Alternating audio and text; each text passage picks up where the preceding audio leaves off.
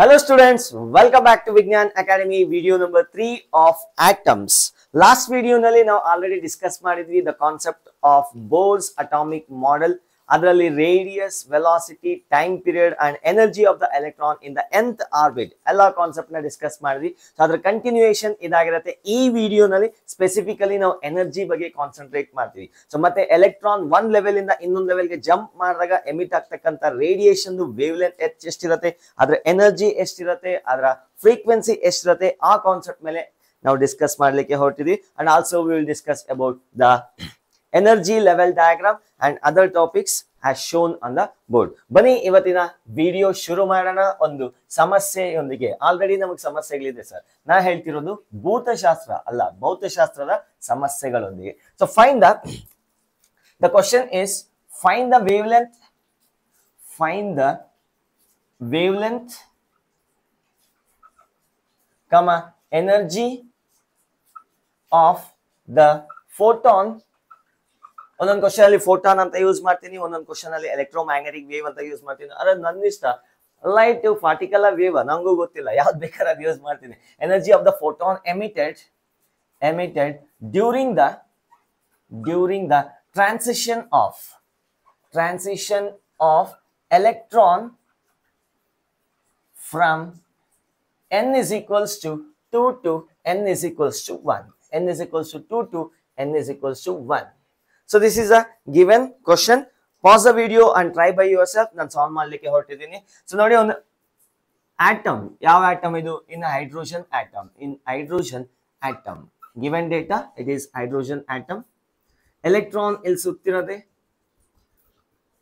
If electron goes here, ಇಲ್ಲಿರ್ತಕ್ಕಂಥ electron ಎನರ್ಜಿನ ಪಡ್ಕೊಂಡು ಇಲ್ಲಿಗೆ ಹೋಗಿದೆ ಅಂತ ಅನ್ಕೊಳ್ಳೋಣ. ಅಲ್ಲಿ ತುಂಬಾ ಹೊತ್ತು ಇರಲ್ಲ, ಅದಕ್ಕೆ ಅಲ್ಲಿ ಯಾರು ಸೇರಿಸೋರೇ ಇರಲ್ಲ. It has to come back to its ground state. ತನ್ನಲ್ಲಿರ್ತಕ್ಕಂಥ ಎಕ್ಸ್ಟ್ರಾ ಎನರ್ಜಿನ ಎಲೆಕ್ಟ್ರೋಮ್ಯಾಗ್ನೆಟಿಕ್ ರೇಡಿಯೇಷನ್ ಆಗಿ ಎಮಿಟ್ ಮಾಡಿ ತನ್ನ ವಾಪಸ್ ಸ್ಟೇಟ್ಗೆ ಮರಳಿ ಗೂಡಿಗೆ ಬರುತ್ತೆ. ಸೊ ಈ ಫಿನೋಮಿನಲ್ಲಿ ಒಂದು ಎಲೆಕ್ಟ್ರೋಮ್ಯಾಗ್ನೆಟಿಕ್ ರೇಡಿಯೇಷನ್ ಎಮಿಟ್ ಆಗುತ್ತೆ, ಅದರ ಎನರ್ಜಿ ಹೆಚ್ ನ್ಯೂ ಆಗಿರುತ್ತೆ ಅಥವಾ hc/λ ಆಗಿರುತ್ತೆ. So this is the process of emission of electromagnetic race.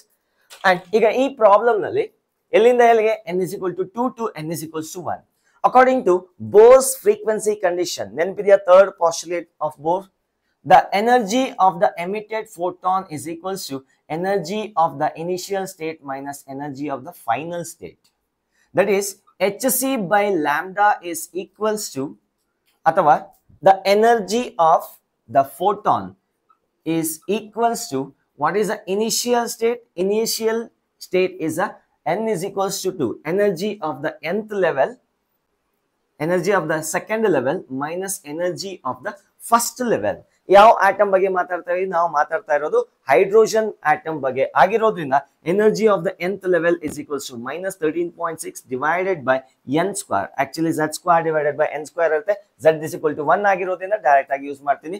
Energy of the photon is equals to minus 13.6 divided by n is equal to 2 ಅಂದ್ರೆ 4 ಆಗುತ್ತೆ. Minus of minus 13.6 divided by 1 square ಅಥವಾ 1 ಅಂತಾನೆ ಬರ್ಕೊಳ್ಳಿ. That is 13.6 divided by 1 plus, sorry, minus 13.6 divided by 4. The answer will be 13.6 into 4 minus 1. Correct ಆಗಿದೆಯಾ? 4 minus 1 divided by 4. That is 13.6 into 3 by 4 agate. You are going to get somewhere around 10.5 electron volt. 10.5 electron volt. Energy of the emitted photon is equals to 10.5 electron volt. Electron volt ನಲ್ಲಿ solve ಮಾಡಿದೀನಿ, ನಾನು joule ಅಲ್ಲಿ solve ಮಾಡಕ್ ಹೋಗಲ್ಲ. Most of the problems ನಿಮಗೆ electron volt ಅಲ್ಲೇ ಇದೆ. ನಾನು ನೋಡಿದೆ ತುಂಬಾ ಇಯರ್ಸ್ IIT ಕ್ವಶನ್ಸ್ ಚೆಕ್ ಮಾಡಿದೆ, ಯಾವುದು ಜೌಲ್ ಅಲ್ಲಿ ಕೊಟ್ಟಿಲ್ಲ, ಎಲ್ಲ ಎಲೆಕ್ಟ್ರಾನ್ ವೋಲ್ಟ್ ಅಲ್ಲೇ ಕೊಟ್ಟಿದ್ದಾರೆ. Let us use this one. So ಇನ್ನೇನ್ ಕೇಳಿದ್ದಾರೆ? They have asked the wavelength energy of the photon is equals to hc/λ, and lambda is equals to hc/EP. hc value, h is Planck's constant 6.626 into 10 power minus 34, and c is the speed of the light. Lambda is the wavelength of the light in meter. Energy is in energy ಈ equation ಅಲ್ಲಿ substitute ಮಾಡ್ಬೇಕಾದ್ರೆ ಎನರ್ಜಿನ ನಾವು joule convert ಮಾಡಬೇಕು. So ನಮಗೆ ಒಂದು direct ಆಗಿ equation ಇದೆ. So HC value is 12400 actually 12375 electron volt angstrom and lambda will be in angstrom. ನಾವು ಯಾವಾಗ HC ವ್ಯಾಲ್ಯೂ 12375 ಇದನ್ನ ನಾನು ಲಾಸ್ಟ್ ಚಾಪ್ಟರ್ ಅಲ್ಲಿ 12400 ಅಂತ ಅಪ್ರಾಕ್ಸಿಮೇಟ್ ಮಾಡಿದೆ. HC ವ್ಯಾಲ್ಯೂ ಇಷ್ಟು ಸಬ್ಸ್ಟಿಟ್ಯೂಟ್ ಮಾಡಿದ್ರೆ ನಮಗೆ ಬರ್ತಕ್ಕಂಥ ಲ್ಯಾಂಬ್ಡಾ ವ್ಯಾಲ್ಯೂ ಆಂಗ್ಸ್ಟ್ರಾಮ್ ಅಲ್ಲಿ ಇರುತ್ತೆ. when EP is electron volt, when EP is in electron volt, make use of this shortcut. ಅಂದ್ರೆ lambda is equals to 12400 divided by this one 10.5 angstrom ಅಲ್ಲಿ ಇರುತ್ತೆ. ನಾನು ಲಾಸ್ಟ್ ಚಾಪ್ಟರ್ ನಲ್ಲಿ ಅಂದ್ರೆ dual nature of matter and radiation ಅಲ್ಲಿ lambda is equals to 1240 divided by energy in electron volt and the final lambda will be in nanometer. 1240 use ಮಾಡಿದೆ nanometre ಅಲ್ಲಿ ಬರುತ್ತೆ, ಅಥವಾ 12400 12400 ಯೂಸ್ ಮಾಡಿದೆ ಇದು ಯಾವ್ದ್ರಲ್ಲಿ ಬರುತ್ತೆ, that will be in angstrom. ಇದನ್ನ ಈ ಕಾನ್ಸೆಪ್ಟ್ ನ ಆಲ್ರೆಡಿ ಡಿಸ್ಕಸ್ ಮಾಡಿದೀವಿ, dual nature of matter and radiation. So ಎರಡು ಪಾಯಿಂಟ್ ನ ನೆನ್ಪಿಟ್ಕೊಳ್ಳಿ. HC ವ್ಯಾಲ್ಯೂ 12400 ನ್ಯಾನೋಮೀಟರ್ ಆಂಗ್ಸ್ಟ್ರಾಮ್, ಅಥವಾ HC is equals to 1240 electron volt angstrom, and this will be in nanometer angstrom. And ಇನ್ನೊಂದು ಬರುತ್ತೆ RHC value will be 13.6 will be the value of RHC. ಅಂದ್ರೆ ಎಲ್ಲಾ values ನ substitute ಮಾಡಿ ನಾವು use ಮಾಡುವಾಗ electron volt ಅಲ್ಲಿ ಇದ್ದಾಗ ಈ ಶಾರ್ಟ್ ಕಟ್ಸ್ ನ ಯೂಸ್ ಮಾಡಿ ಪ್ರಾಬ್ಲಮ್ಸ್ ಯೂಸ್ ಮಾಡ್ತಾ ಗೊತ್ತಾಗತ್ತೆ. ಸೊ ಇದು ಯಾಕೆ ಮಾಡಿದೆ ಅಂದ್ರೆ ಇಷ್ಟೆಲ್ಲ ಮಾಡ್ಕೊಂಡಿರೋದು ಒಂದೊಂದ್ಸತಿ ಲೇಟ್ ಆಗುತ್ತೆ. ಡೈರೆಕ್ಟ್ ಆಗಿ ಲ್ಯಾಂಬ್ಡಾ ಕೇಳಿದ್ರೆ ಒಂದು ಈಕ್ವೇಶನ್ ಇದೆ, ಅದೇ ರಿಡ್ಬರ್ಗ್ ಈಕ್ವೇಶನ್. ರಿಡ್ಬರ್ಗ್ ಏನ್ ಮಾಡ್ತಾನೆ, ಯಾವ್ದಾದ್ರು ಒಂದು ಟ್ರಾನ್ಸಿಷನ್ ಆದಾಗ n is equal to 2 to n is equal to 1 transition ಆದಾಗ ಇಷ್ಟೆಲ್ಲ ಪ್ರೊಸೀಜರ್ ಇಲ್ಲದೆ ಡೈರೆಕ್ಟ್ ಆಗಿ ಒಂದು ಈಕ್ವೇಶನ್ ನಮ್ಮ ಹತ್ರ ಬಿಸಾಕ್ತಾನೆ, ಅದನ್ನ ಯೂಸ್ ಮಾಡಿ ಡೈರೆಕ್ಟ್ ಆಗಿ ಬರುತ್ತೆ ಅಂತ ಹೇಳ್ತಾರೆ. So that is the next concept, Rydberg equation to find the wavelength of the emitted radiation. Same Rydberg concept ಇದೇ ಕಾನ್ಸೆಪ್ಟ್ ಇದೇ ಡಿಸ್ಕಷನ್ ಮೇಲೆ ಬೇಸ್ಡ್ ಆಗಿರುತ್ತೆ. That is the energy of the nth level. What is the energy of the nth level? Minus mz square e power 4 divided by 8 epsilon naught n square h square. ಯಾವುದೋ ಒಂದು electron nth level ಅಲ್ಲಿ ಸುತ್ತುತ್ತಿದೆ ಅಂದ್ರೆ nth level ಅಲ್ಲಿ ಸುತ್ತುತ್ತಿದೆ ಅಂದ್ರೆ ಅದರ energy ಎಷ್ಟಾಗಿರುತ್ತೆ, minus mz square e power 4 divided by 8 epsilon naught square n square h square ಆಗಿರುತ್ತೆ. ಈಗ electron n is equals to n2 ಇಂದ n is equals to n1 ಗೆ ಜಂಪ್ ಮಾಡಿದೆ ಅಂದ್ರೆ ಈ ಎನರ್ಜಿ ಗ್ಯಾಪ್ ಎಷ್ಟಿರುತ್ತೋ ಅಷ್ಟು ಎನರ್ಜಿ ಎಮಿಟ್ ಮಾಡಿರುತ್ತೆ in the form of electromagnetic wave. ಆ ಎಲೆಕ್ಟ್ರೋಮ್ಯಾಗ್ನೆಟಿಕ್ ವೇವ್ ಎನರ್ಜಿ ಎಷ್ಟಿರುತ್ತೆ ಅಂದ್ರೆ that is equals to energy gap between these two fellows. ಈ ಲೆವೆಲ್ದು ಮತ್ತೆ ಈ ಲೆವೆಲ್ದು ಎನರ್ಜಿ ಗ್ಯಾಪ್ ಎಷ್ಟಿರುತ್ತೋ ಅಷ್ಟು ಎನರ್ಜಿ ಇರ್ತಕ್ಕಂಥ ಒಂದು ಎಲೆಕ್ಟ್ರೋಮ್ಯಾಗ್ನೆಟಿಕ್ ವೇವ್ ನ ಎಮಿಟ್ ಮಾಡುತ್ತೆ ಅಂತ ಬೋರ್ಸ್ ಥರ್ಡ್ ಪಾಸ್ಟುಲೇಟ್ ಹೇಳಿದ್ದು. ಅದನ್ನೇ ರಿಡ್ಬರ್ಗ್ ಒಂದು ಈಕ್ವೇಶನ್ ಪ್ರಕಾರ ಕೊಡಕ್ಕೆ ನೋಡ್ತಾನೆ. So that is Rydberg equation to find lambda of spectral line. ಅದನ್ನು ಡಿರೈವ್ ಮಾಡ್ತೀನಿ. Energy of the photon is equals to energy of the initial state minus energy of the final state. ಇದು initial state, ಇದು final state. ಎಲ್ಲಿಂದ jump ಮಾಡ್ತಿದೆ ಎಲ್ಲಿಗೆ. So that is HC by lambda is equals to E is equal to h nu, energy of the photon, ಅಥವಾ HC by lambda, that is equals to, let us assume this is n2 level ಇಂದ n1 ಲೆವೆಲ್ಗೆ ಬಂದು ಇಳಿತಿದೆ ಅಂತ ಅನ್ಕೊಳ್ಳ. Energy of the second level minus energy of the first level according to Bohr's third postulate ನಾನು ಬರ್ದಿರೋದು. That is minus mz square e power 4 divided by 8 epsilon naught square n2 square into h square minus mz square e power 4 8 epsilon naught square divided by 8 epsilon naught square n square h square. n square ಜಾಗದಲ್ಲಿ n2 square ಹಾಕಿದ್ದೀನಿ. Minus of ಇದರ energy level ಏನಾಗುತ್ತೆ, minus already ಇರೋದ್ರಿಂದ plus ಆಗುತ್ತೆ, M Z square E power 4 divided by 8 epsilon naught square n1 square h square. This is the equation according to Bohr's third postulate. Bohr's third postulate frequency condition use ಮಾಡ್ತಾ ಇದ್ದೇನೆ ಈಗ. hc by lambda is equals to ಏನೇನ್ common ಇದೆ ನೋಡಿ, mz square e power 4 divided by 8 epsilon naught square h square common ಇರೋದ್ರಿಂದ 1 by n1 square minus 1 by n2 square.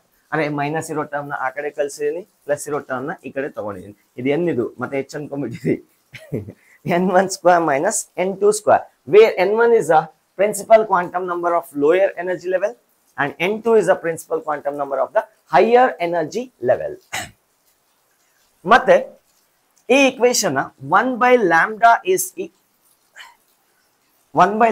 is equals to m e power 4 z square, numerator ಒಂಚೂರು ಆ ಕಡೆ ಈ ಕಡೆ ಮಾಡಿ ಬರ್ತಿದ್ದೀನಿ, divided by 8 epsilon naught square, ಈ h ನ ಇಲ್ಲಿ ಕಳಿಸ್ತೀನಿ, h ಕ್ಯೂಬ್ ಇಂಟು c ಆಗತ್ತೆ, into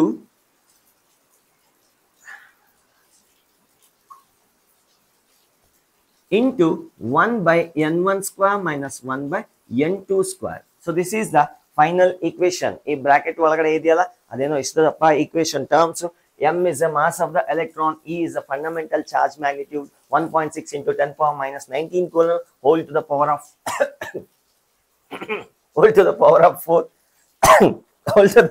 4 divided by 8 epsilon naught.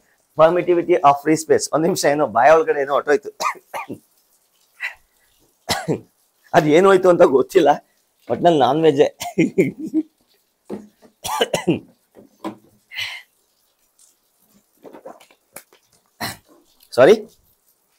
ಸಾರಿ ನನಗಲ್ಲ ಬಾಬಾ, ಒಂದು ಮರ್ಡರ್ ಆಗೋಯ್ತು.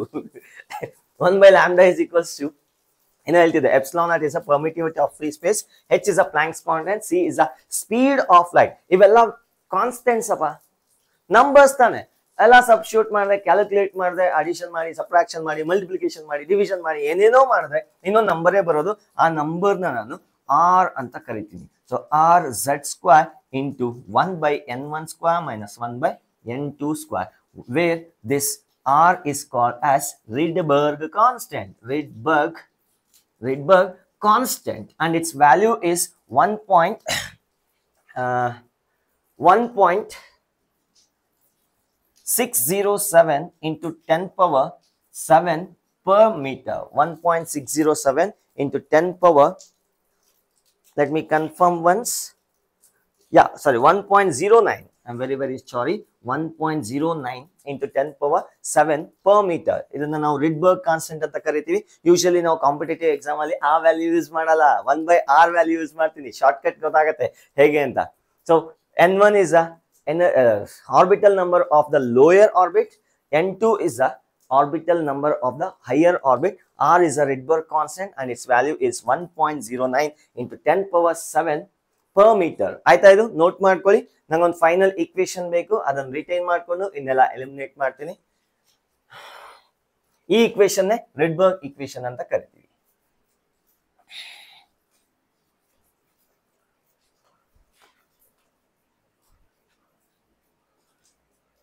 Rydberg equation says 1 by lambda is equals to r into 1 by n1 square minus 1 by n2 square. This is a Rydberg equation. And what is the energy of the nth level of the orbit in an atom of atomic number z? Minus 13.6 into z square divided by z square. Nodi r is z square ide, I forgot. R into z square into 1 by n1 square minus 1 by n2 square. Energy of the nth level is equal to minus 13.6 into z square divided by n square. For an hydrogen atom ಗೆ z is equals to 1 ಆಗಿರುತ್ತೆ. ಹಾಗಾಗಿ energy level of the first orbit is minus 13.6 electron volt ಇದು electron volt ಅಲ್ಲಿ ಇದೆ. Energy level of the second orbit is -3.4 electron volt. ಬೇಕಾದ್ರೆ ನೀವು on the spot calculate ಮಾಡ್ಕೋಬಹುದು. 13.6 divided by 2 square, that is 3.4 ಬರುತ್ತೆ. Energy level of the third orbit is equals to -1.51 electron volt. Energy level of the fourth orbit is equals to 0.85. With minus sign, 0.85 electron volt. Energy of the fifth level is equals to -0.54 electron volt. Energy of the sixth level is equals to -0.38 electron volt. ಎಲ್ಲ electron volt ಅಲ್ಲಿ ಇದೆ. ಬೇಕಾದ್ರೆ ನೀವು on the spot calculate ಮಾಡಬಹುದು. 13.6 divided by 1 square, 13.6 divided by 2 square, 13.6 divided by 3 square, 13.6 divided by 4 square, 13.6 divided by 5 square, 13.6 divided by 6 square. ಈ ತರ calculate ಮಾಡಿ on the spot ಬೇಕಾದ್ರೆ ನೀವು ಬರೀಬಹುದು. ಸೊ ಬೆಟರ್, ಸೊ ಒಂದು ನೋಡ್ತಾ ನೋಡ್ತಾ ಫೆಮಿಲಿಯರ್ ಆಗತ್ತೆ. ಡೈರೆಕ್ಟ್ ಆಗಿ ಈ ವ್ಯಾಲ್ಯೂಸ್ ಗೊತ್ತಿದ್ರೆ IIT ಕ್ವಶನ್ ಸ್ವಲ್ಪ ಈಸಿಯಾಗಿ ಸಾಲ್ವ್ ಮಾಡಬಹುದು. ಇಲ್ಲ ಅಂದ್ರೂ ಮಾಡಬಹುದು, ಸ್ವಲ್ಪ ಟೈಮ್ ಕನ್ಸ್ಯೂಮಿಂಗ್ ಆಗತ್ತೆ. ಹಾಗಾಗಿ ಸೊ ಗೆಟ್ ಫೆಮಿಲಿಯರೈಸ್, ನೋಡಿದ ತಕ್ಷಣ ಒಂದು ವ್ಯಾಲ್ಯೂ ಪಿಕ್ ಮಾಡೋ ತರ ಇರಬೇಕು. ಸೊ ಈಗ ಎನರ್ಜಿ ಲೆವೆಲ್ ಡಯಾಗ್ರಾಮ್ ನ ಡ್ರಾ ಮಾಡ್ಬೇಕಾಗತ್ತೆ. ಅಂದ್ರೆ ಯಾವ್ಯಾವ ಆರ್ಬಿಟ್ ಎನರ್ಜಿ ಎಷ್ಟೆಷ್ಟಿದೆ ಅಂತ ನಾನು y ಆಕ್ಸಿಸ್ ನಲ್ಲಿ ತಗೊಂತೀನಿ. ಫಸ್ಟ್ ಆರ್ಬಿಟ್ -13.6 ಎಲೆಕ್ಟ್ರಾನ್ ವೋಲ್ಟ್ ಇತ್ತು. ಸೊ ಒಂದು ನಿಮಿಷ ನಾನು ಡಯಾಗ್ರಾಮ್ ಬರ್ಬಿಟ್ಟು ಮತ್ತೆ ಕಮ್ ಬ್ಯಾಕ್ ಮಾಡ್ತೀನಿ. Let me pause this video and again come back one 2 minutes time. Graph ready ಇದೆ. Energy diagram, energy level diagram of hydrogen atom. ನಾನ್ ಡ್ರಾ ಮಾಡಿರೋದು ಫಾರ್ ಹೈಡ್ರೋಜನ್ ಆಟಮ್. ಆಯ್ತಾ, ನೋಟ್ ಮಾಡ್ಕೊಳ್ಳಿ. ಬೇಕಾದ್ರೆ ಪಾಸ್ ಮಾಡಿ ವಿಡಿಯೋನ. ಯಾರು ಬರ್ಕೊಂಡಿಲ್ಲ ಅವ್ರಿಗೆ ಕೋಲಲ್ಲಿ ಏಟಿಗೆ ಬೀಳತ್ತೆ. Done. Okay, so let me explain what is this. Already ನೀವು ಕೆಮಿಸ್ಟ್ರಿಯಲ್ಲಿ ಫಸ್ಟ್ PUC ಅಲ್ಲಿ ನೋಡಿದ್ರಿ, ಆದ್ರೂ ಪರವಾಗಿಲ್ಲ, ಒಂದು 2 minutes ಡೆಡಿಕೇಟ್ ಮಾಡ್ಬಿಡ್ತೀನಿ ನೋಡಿ. ಫಸ್ಟ್ ಆರ್ಬಿಟ್ ಗೆ -13.6 ಎಲೆಕ್ಟ್ರಾನ್ ವೋಲ್ಟ್ ಇರುತ್ತೆ. ಸೆಕೆಂಡ್ ಆರ್ಬಿಟ್ ಗೆ -3.4.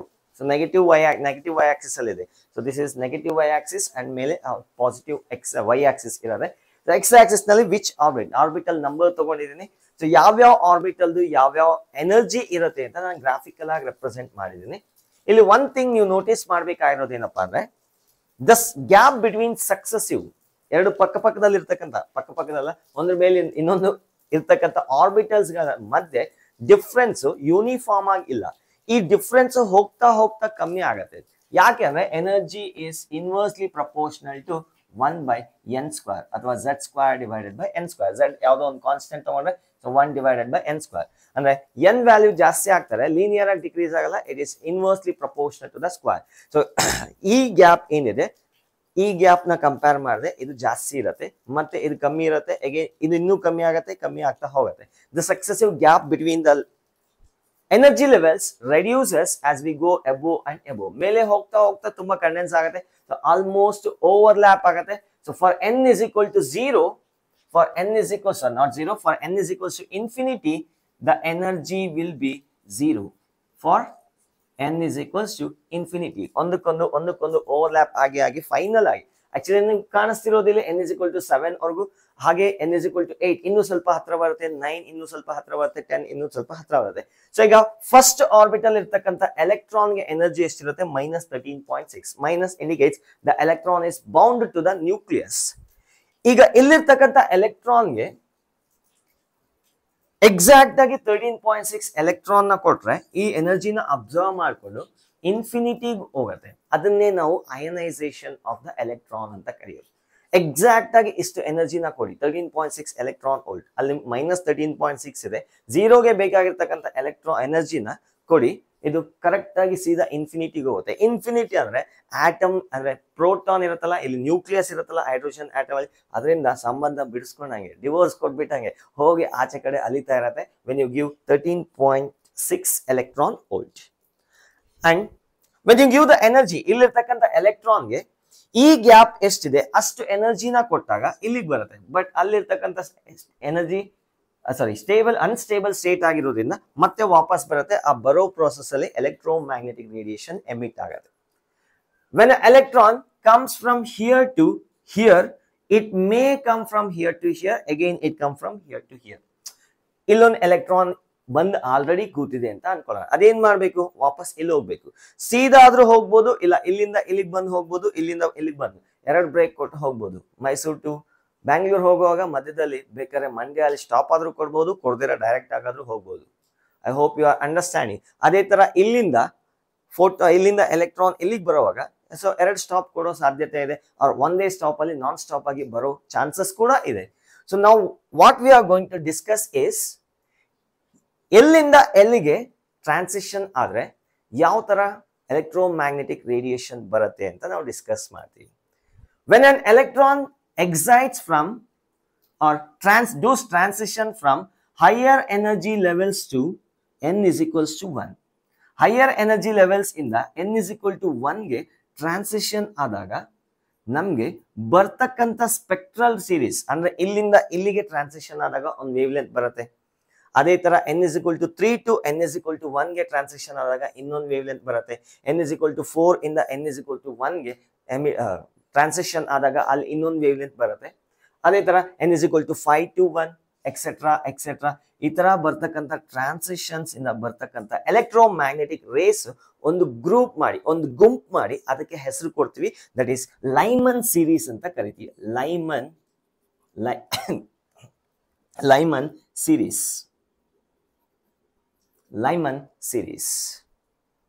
ಆಯ್ತಾ, ನೋಟ್ ಮಾಡ್ಕೊಳ್ಳಿ. Lyman series. And next, when an electron jumps from higher energy level to n is equal to 2, higher energy level in the second orbital ಏನಾದರೂ transition ಆಗುವಾಗ ಆ excess ಎನರ್ಜಿನ ಯಾವ form ಅಲ್ಲಿ ಎಮಿಟ್ ಮಾಡುತ್ತೆ? In the form of electromagnetic radiation. n is equal to 6 to 2, n is equal to 7 to 2, 8 to 2. ಇವೆಲ್ಲ radiation ನ ಒಂದು ಗುಂಪು ಮಾಡಿ ಇದಕ್ಕೊಂದು ಸೀರೀಸ್ ಅಂತ ಹೆಸರು ಕೊಡೋಣ, that is Balmer series.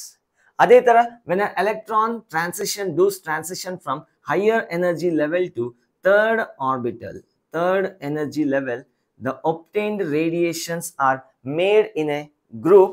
That group is called as Paschen series. ಅದೇ ತರ higher energy level to n is equal to 4 ಗೆ ಟ್ರಾನ್ಸಿಷನ್ ಆದ್ರೆ ಅದನ್ನ ಬ್ರಾಕೆಟ್ ಸೀರೀಸ್ ಅಂತ ಕರಿತೀವಿ. Similarly from higher energy level to n is equals to 5 transition ಆದ್ರೆ we call that as a Pfund series. ಬರೆಯುವಾಗ P fund ಅಂತ ಕರಿತೀವಿ, it's a scientist name, but pronounce ಮಾಡುವಾಗ we call that as a Pfund series.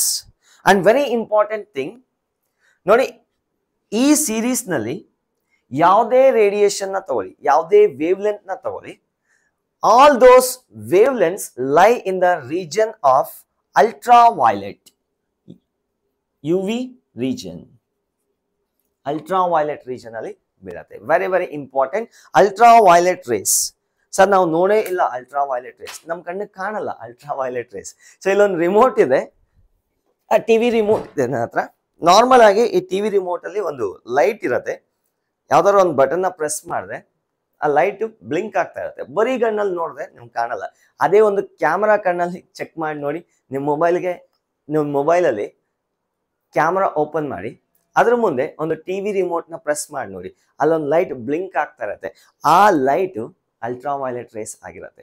So ultraviolet race ಅಲ್ಲ, infrared race. I am very sorry, ultraviolet race ಅಲ್ಲ, infrared race ಆಗಿರುತ್ತೆ. Remote ಅಲ್ಲಿ use ಮಾಡ್ತಕ್ಕಂಥ race infrared race ಆಗಿರುತ್ತೆ. ಅದ್ರ ಬಗ್ಗೆ ಆಮೇಲೆ ಹೇಳ್ತೀನಿ.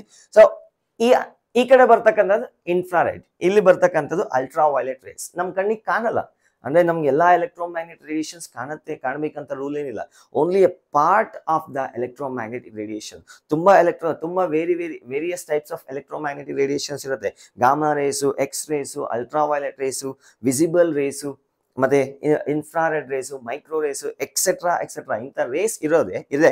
ಬಟ್ ಆದ್ರೆ ನಮ್ ಕಣ್ಣಿಗೆ ಕಾಣೋದು ಓನ್ಲಿ ವಿಸಿಬಲ್ ರೇಸ್. ನಮ್ ಕಣ್ಣಿಗೆ ಏನೇನ್ ಕಾಣುತ್ತೆ? Violet, indigo, blue, green, yellow, orange ಇವೆಲ್ಲ ಕಾಣುತ್ತಾ, ಅದನ್ನ ನಾವು ವಿಸಿಬಲ್ ರೇಂಜ್ ಅಂತ ಕರಿತೀವಿ. So next is Balmer series.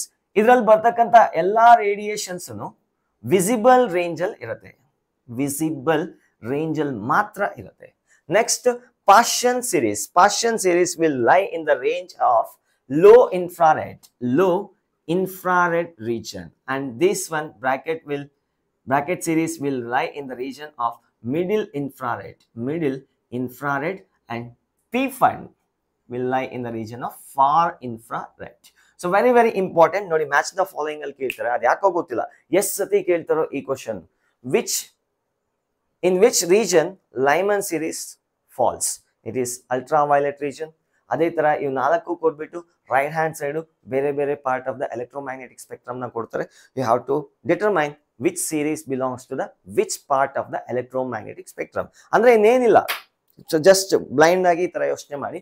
Electromagnetic radiation ಒಂದು ಸ್ಟ್ರೆಚ್ ಇದೆ, ಅದರಲ್ಲಿ ಅಲ್ಟ್ರಾವೈಲೆಟ್ ರೇಸ್ ಒಂದ್ ಕಡೆ ಇದೆ, ವಿಸಿಬಲ್ ರೇಸ್ ಒಂದ್ ಕಡೆ ಇದೆ, ಇನ್ನೊಂದು ಗಾಮಾ ರೇಸ್, ಇನ್ನೊಂದು ಎಕ್ಸ್ ರೇಸ್, ಗಾಮಾ ರೇಸ್ ಬೇರೆ ಇದೆ. ಇಲ್ಲಿ ನಾವು ಅವೆಲ್ಲ ಸ್ಟಡಿ ಮಾಡಕ್ ಹೋಗಲ್ಲ. We are going to study only about ultraviolet rays, visible rays and infrared rays. ಈ ರೇಡಿಯೇಷನ್ ಮಾತ್ರ ಸ್ಟಡಿ ಮಾಡ್ತೀವಿ. ಸೊ ಇನ್ಫ್ರಾರೆಡ್ ರೇಸ್ ಆಕ್ಚುಲಿ ನಮ್ ಕಣ್ಣಿಗೆ ಕಾಣಲ್ಲ. As I said, these are the infrared. ಬೇಕಾದ್ರೆ ಒಂದು ರಿಮೋಟ್ ಇದ್ರೆ ಚೆಕ್ ಮಾಡಿ ನೋಡಿ, ಕಣ್ಣು ಮುಂದೆ ಇಟ್ಕೊಂಡು ನೋಡಿ, ಅಲ್ಲಿ ಯಾವುದೇ ರೇಡಿಯೇಷನ್ಸ್ ಕಣ್ಣಿಗೆ ಕಾಣಲ್ಲ ಬಟ್ ಬರ್ತಿರತ್ತೆ. So when you press in front of camera you can see a flash coming of the remote. Those are infrared radiations. ಈ ಕಾನ್ಸೆಪ್ಟ್ ಇಂದ ನಾವು ಅಟಾಮಿಕ್ ಸ್ಪೆಕ್ಟ್ರಾನ ಎಕ್ಸ್ಪ್ಲೈನ್ ಮಾಡಬಹುದು. ಹೇಗೆ ಸರ್ ಅದು? ನೋಡಿ, ಇಲ್ಲಿ ಅಟಾಮಿಕ್ ಸ್ಪೆಕ್ಟ್ರಾ ಏನಂತ ಹೇಳಿದೆ ವಿಡಿಯೋ ನಂಬರ್ 1 ನಲ್ಲಿ, ಎಲೆಕ್ಟ್ರಾನ್ಗೆ ಎನರ್ಜಿನ ಕೊಟ್ಟಾಗ ವಾಪಸ್ ಬರೋವಾಗ ಕೆಲವೊಂದು ನಿರ್ದಿಷ್ಟವಾಗಿರ್ತಕ್ಕಂಥ ರೇಡಿಯೇಷನ್ಸ್ ಮಾತ್ರ ಎಮಿಟ್ ಆಗತ್ತೆ ಅಂತ ಹೇಳಿದೆ. ಅದರಲ್ಲಿ ಕೆಲವೊಂದು ವೇವ್ಲೆನ್ಸ್ ನಾನು ಇಲ್ಲಿ ಪ್ಲಾಟ್ ಮಾಡಿ ಹಾಕಿದೆ. So those are all only this one. ನಾನು ಹೇಳಿದೆ ಅದಕ್ಕಿಂತ ಮೇಲೆ ಬೇರೆ ರೇಡಿಯೇಷನ್ಸ್ ಇದೆ, ಇದಕ್ಕಿಂತ ಕೆಳಗಡೆ ಬೇರೆ ವೇವ್ಲೆನ್ಸ್ ಕೂಡ ಇದೆ, ಬಟ್ ಅವೆಲ್ಲ ನಮ್ ಕಣ್ಣಿಗೆ ಕಾಣಲ್ಲ, ಹಾಗಾಗಿ ಅಲ್ಲಿ ತೋರ್ಸಕ್ಕಾಗಿಲ್ಲ. So only these things are visible. ಹೋಗ್ಲಿ ಕಣ್ಣು ಕಾಣೋದ್ರಲ್ಲೇ ಅವು ಮಾತ್ರ ಯಾಕೆ ಬರ್ತಿದೆ ಅಂತ ಕೇಳ್ತಾರೆ. So that is unable to answer by the Rutherford and J Thomson. So final ಆಗಿ ಇವ್ರು ಎಕ್ಸ್ಪ್ಲೈನ್ ಮಾಡ್ತಾರೆ. ಸೊ ಇಲ್ಲಿಂದ ಇಲ್ಲಿ ಟ್ರಾನ್ಸಿಷನ್ ಆದಾಗ ಒಂದ್ ವೇವ್ಲೆಂತ್ ಬರುತ್ತೆ, ಅದ್ರ ನೆಕ್ಸ್ಟ್ ವೇವ್ಲೆಂತ್ ಇಲ್ಲಿಂದ ಇಲ್ಲಿ ಟ್ರಾನ್ಸಿಷನ್ ಆದಾಗ ಬರುತ್ತೆ. ಸೊ ಇದ್ರ ಮಧ್ಯದಲ್ಲಿ ಯಾವುದೇ ರೀತಿ ಆಗಿರ್ತಕ್ಕಂಥ ಲೆವೆಲ್ಸ್ ಇಲ್ಲದೆ ಇರೋದ್ರಿಂದ ನಮ್ಗೆ ಇವೆರಡರ ಮಧ್ಯದಲ್ಲಿ ಇರ್ತಕ್ಕಂಥ ವೇವ್ಲೆನ್ಸ್ ಸಿಗೋದಿಲ್ಲ. This is the discrete spectra of the atom. ಪ್ರತಿಯೊಂದು ಆಟಮ್ಗೆ ತನ್ನದೇ ಆಗಿರ್ತಕ್ಕಂಥ ಒಂದು ವಿಶಿಷ್ಟವಾಗಿರ್ತಕ್ಕಂಥ ಸ್ಪೆಕ್ಟ್ರಾ ಎಮಿಟ್ ಆಗುತ್ತೆ. ಸೊ ಆ ಸ್ಪೆಕ್ಟ್ರಾನ ನೋಡಿ ಹೇಳ್ಬೋದು ನಾವು ಯಾವ ಆಟಮ್ ಇಂದ ಬರ್ತಿದೆ ಅಂತ. I hope you understand. So please make a note on this one. The transition from higher energy level to the first orbit will lead to rise of the ultraviolet rays. ಯಾವುದೇ radiation ಬರಲಿ higher energy level ಇಂದ ಈ ಲೆವೆಲ್ಗೆ, ಅಲ್ಲಿ ಬರ್ತಕ್ಕಂಥ radiation you V region ಆಗಿರುತ್ತೆ, ಅದು ನಮ್ಮ ಕಣ್ಣಿಗೆ ಕಾಣಲ್ಲ. ಯಾವುದೇ ಹೈಯರ್ ಲೆವೆಲ್ ಇಂದ n=2 ಗೆ ಎನರ್ಜಿ ಎಲೆಕ್ಟ್ರಾನ್ ಜಂಪ್ ಆದ್ರೆ ಅಲ್ಲಿ ಎಮಿಟ್ ಆಗ್ತಕ್ಕಂಥ ರೇಡಿಯೇಷನ್ ವಿಸಿಬಲ್ ಆಗಿರುತ್ತೆ, ನಮ್ ಕಣ್ಣಿಗೆ ಕಾಣಿಸೋದು ಇದೆ. ಸೊ ಬಟ್ ನಾನು ಬರೆಯುವಾಗ ಈ ರೀಜನ್ ಮಾತ್ರ ಬರ್ದಿದೆ, ಇನ್ನೂ ಇದೆ ಬಟ್ ನಮ್ಗೆ ಅದು ಕಣ್ಣಿಗೆ ಕಾಣಿಸದೇ ಇರೋದ್ರಿಂದ ನಾವು ಬರೆಯಕ್ ಹೋಗಿಲ್ಲ. So next, this is low infrared, middle infrared, far infrared. So ಇದನ್ನ ನೋಟ್ ಮಾಡ್ಕೊಳ್ಳಿ. We will solve some problems. And very important thing I forgot to tell you, ಈ ಬಾಲ್ಮರ್ ರೀಜನ್ ಇದೆಯಲ್ಲ, ಈ Balmer series I will write here. This is Balmer series. ಎಲ್ಲಿ ಬರೆಯೋದು? Okay, let it be Balmer series. ನೋಡಿ, match the following ಕೇಳ್ತಾರೆ, ಪಕ್ಕಾ ಕೇಳ್ತಾರೆ. ಯಾವುದೋ ಒಂದು ಎಕ್ಸಾಮ್ ಅಲ್ಲ, ಅಟ್ಲೀಸ್ಟ್ ಮಾರ್ಕ್ ಟೆಸ್ಟ್ ಅಲ್ಲೋ, KCET ಅಲ್ಲೋ, ಇಲ್ಲ ಫೈನಲ್ ನೀಟ್ ಎಕ್ಸಾಮ್ ಅಲ್ಲೋ ಇನ್ನೂ ಒಂದ್ಸತಿ ಬಂದ್ರು ಗ್ಯಾರಂಟಿ ಹೇಳಕ್ಕಾಗಲ್ಲ. There are many chances. The wavelength emitted from n=3 to 2. ಎಲೆಕ್ಟ್ರಾನ್ ಏನಾದ್ರೂ ಇಲ್ಲಿಂದ ಇಲ್ಲಿಗೆ ಬಂದಾಗ ಎಮಿಟ್ ಆಗ್ತಕ್ಕಂಥ ರೇಡಿಯೇಷನ್ ನ ಚೆಕ್ ಮಾಡಿದ್ರೆ ಅದಕ್ಕೊಂದು ವೇವ್ಲೆಂತ್ ಇರುತ್ತೆ. ಆ ಸ್ಪೆಕ್ಟ್ರಲ್ ಲೈನ್ ನ ನಾವು H alpha line ಅಂತ ಕರಿತೀವಿ. I repeat, H alpha line is the electromagnetic radiation obtained during the transition. ಎಲ್ಲಿಂದ ಎಲ್ಲಿಗೆ? n=3 to n=2 ಗೆ ಟ್ರಾನ್ಸಿಷನ್ ಆದಾಗ ಅಲ್ಲಿಂದ ಬರ್ತಕ್ಕಂಥ ಎಲೆಕ್ಟ್ರೋಮ್ಯಾಗ್ನೆಟಿಕ್ ರೇಡಿಯೇಷನ್ ನಾವು H alpha ಅಂತ ಕರಿತೀವಿ. ಇವೆಲ್ಲ ವಿಸಿಬಲ್ ರೇಸ್. ಅದೇ ತರ n=4 to n=2 ಗೆ ಟ್ರಾನ್ಸಿಷನ್ ಆದಾಗ ಬರ್ತಕ್ಕಂಥ ಎಲೆಕ್ಟ್ರೋಮ್ಯಾಗ್ನೆಟಿಕ್ ರೇಡಿಯೇಷನ್ ನಾವು H beta ಅಂತ ಕರಿತೀವಿ.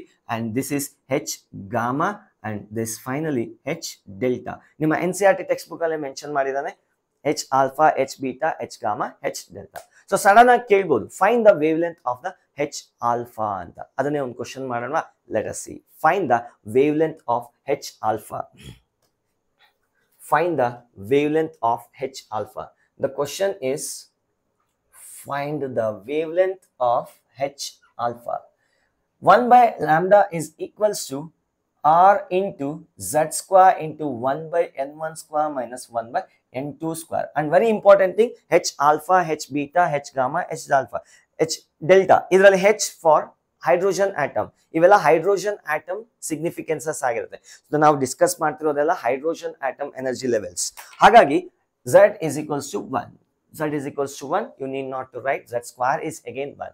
1 by lambda is equals to R into 1 by H alpha ಗೆ ಎಲ್ಲಿಂದ ಎಲ್ಲಿಗೆ ಹೋಗ್ತಿದೆ n2 is equals to 3. First ಒಂದು ಸ್ಟೆಪ್ ಬಂದ್ಬಿಡ್ತೀನಿ ನೋಡಿ.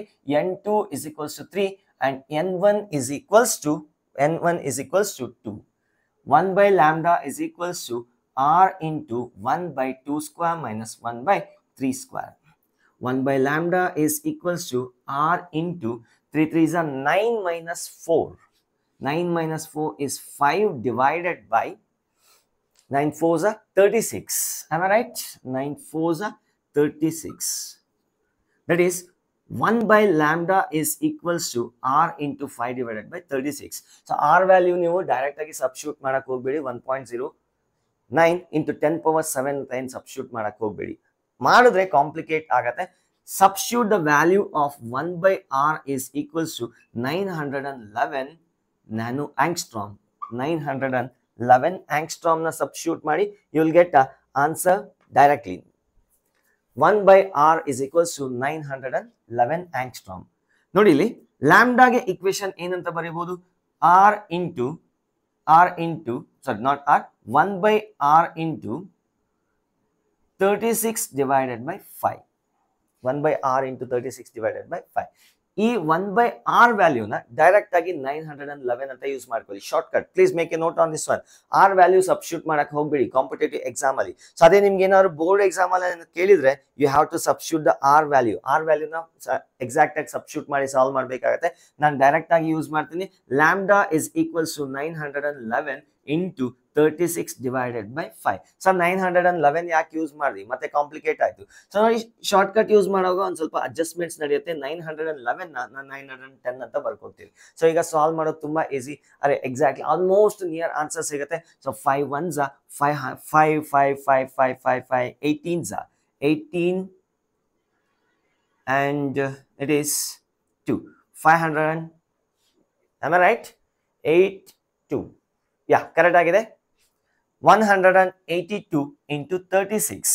Lambda is equals to 182 into 36. What you will get? 6 2s are 12, 49, 6 1s are 6, 10 into 3 2s are 6.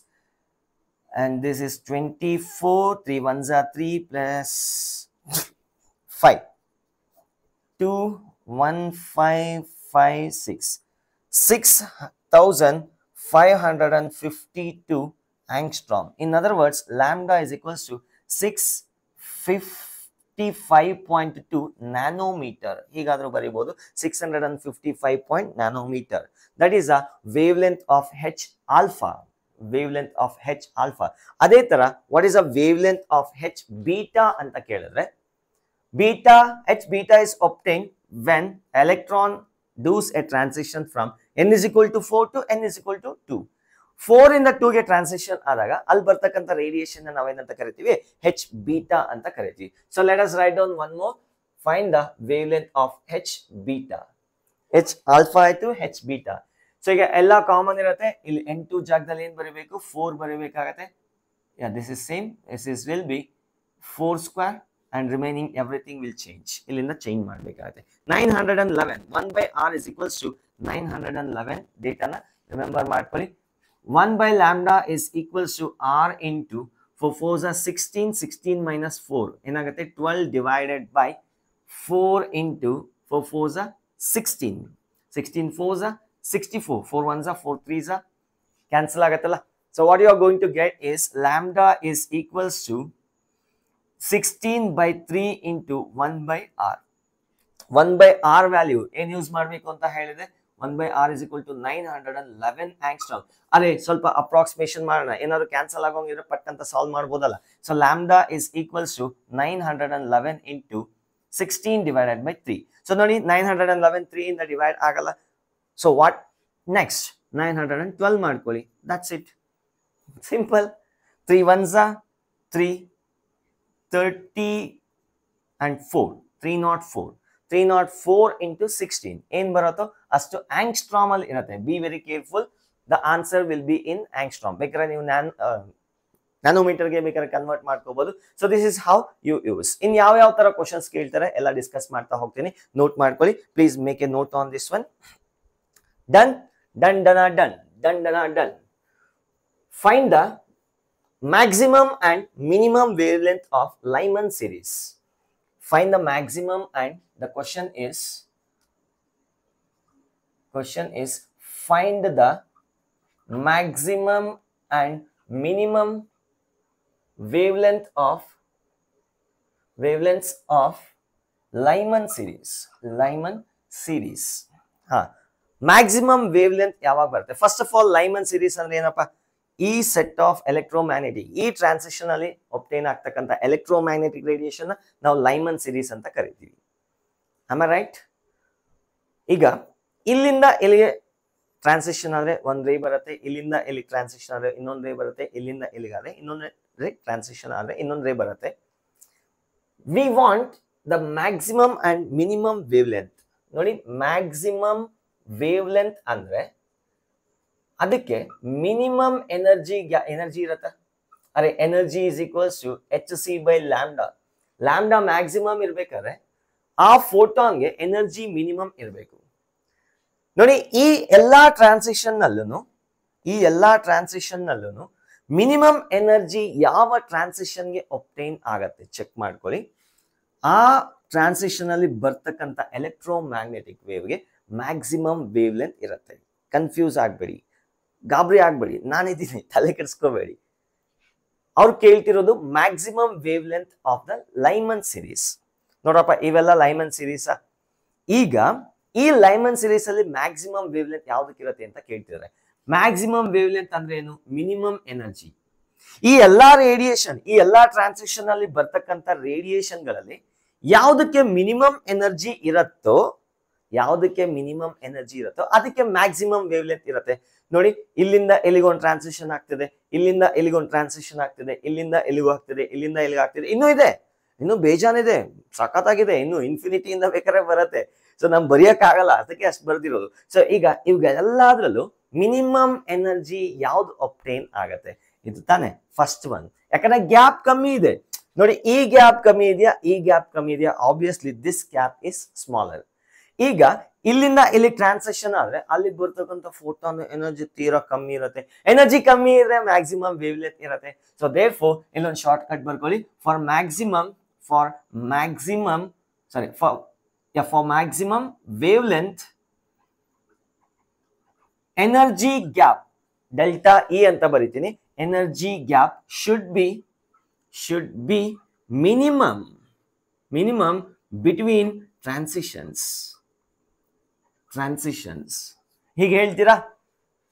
Lambda max ಇದಕ್ಕೆ obtain ಆಗತ್ತೆ. ಹಾಗಾದ್ರೆ ಲ್ಯಾಂಬ್ಡಾ ಮಿನಿಮಮ್ ಯಾವ್ದಕ್ಕೆ ಒಬ್ಟೈನ್ ಆಗತ್ತೆ? Very important. Lambda minimum, I repeat, lambda minimum ಯಾವ್ದಕ್ಕೆ obtain ಆಗತ್ತೆ?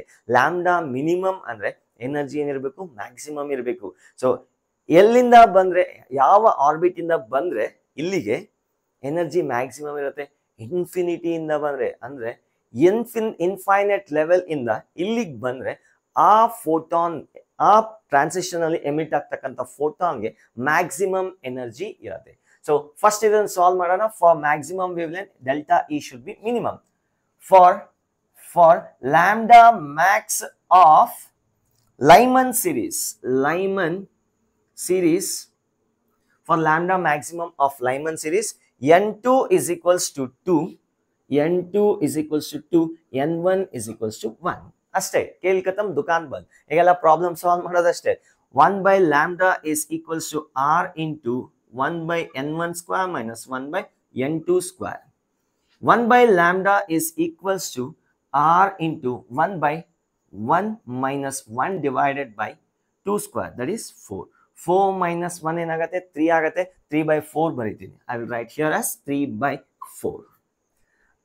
Lambda is equals to 4 by 3 into 1 by r. 1/r ನ 911 ಅಂತ ಬರ್ಕೊಂತೀನಿ. 4 divided by 3 into 911. Correct ಆಗಿ ಮಾಡ್ತಿದ್ದೀನ? ಏನೋ ಸ್ಟೆಪ್ಸ್ ಮಿಸ್ ಆಯ್ತಾ? ಸೊ ನೋಡಿ 3 ಇದೆ ಇಲ್ಲಿ 911 ಇದೆ. ಸೊ ನಾನು ಏನ್ ಮಾಡ್ಕೊಂತೀನಿ, 912 ಮಾಡ್ಕೊಂತೀನಿ. ಆನ್ಸರ್ ಆಂಗ್ಸ್ಟ್ರಾಮ್ ಅಲ್ಲಿ ಇರುತ್ತೆ. ಸೊ 3 1s 3, 304s 304 ಇಂಟು 4 ಏನ್ ಬರುತ್ತೆ? 4 4s 16,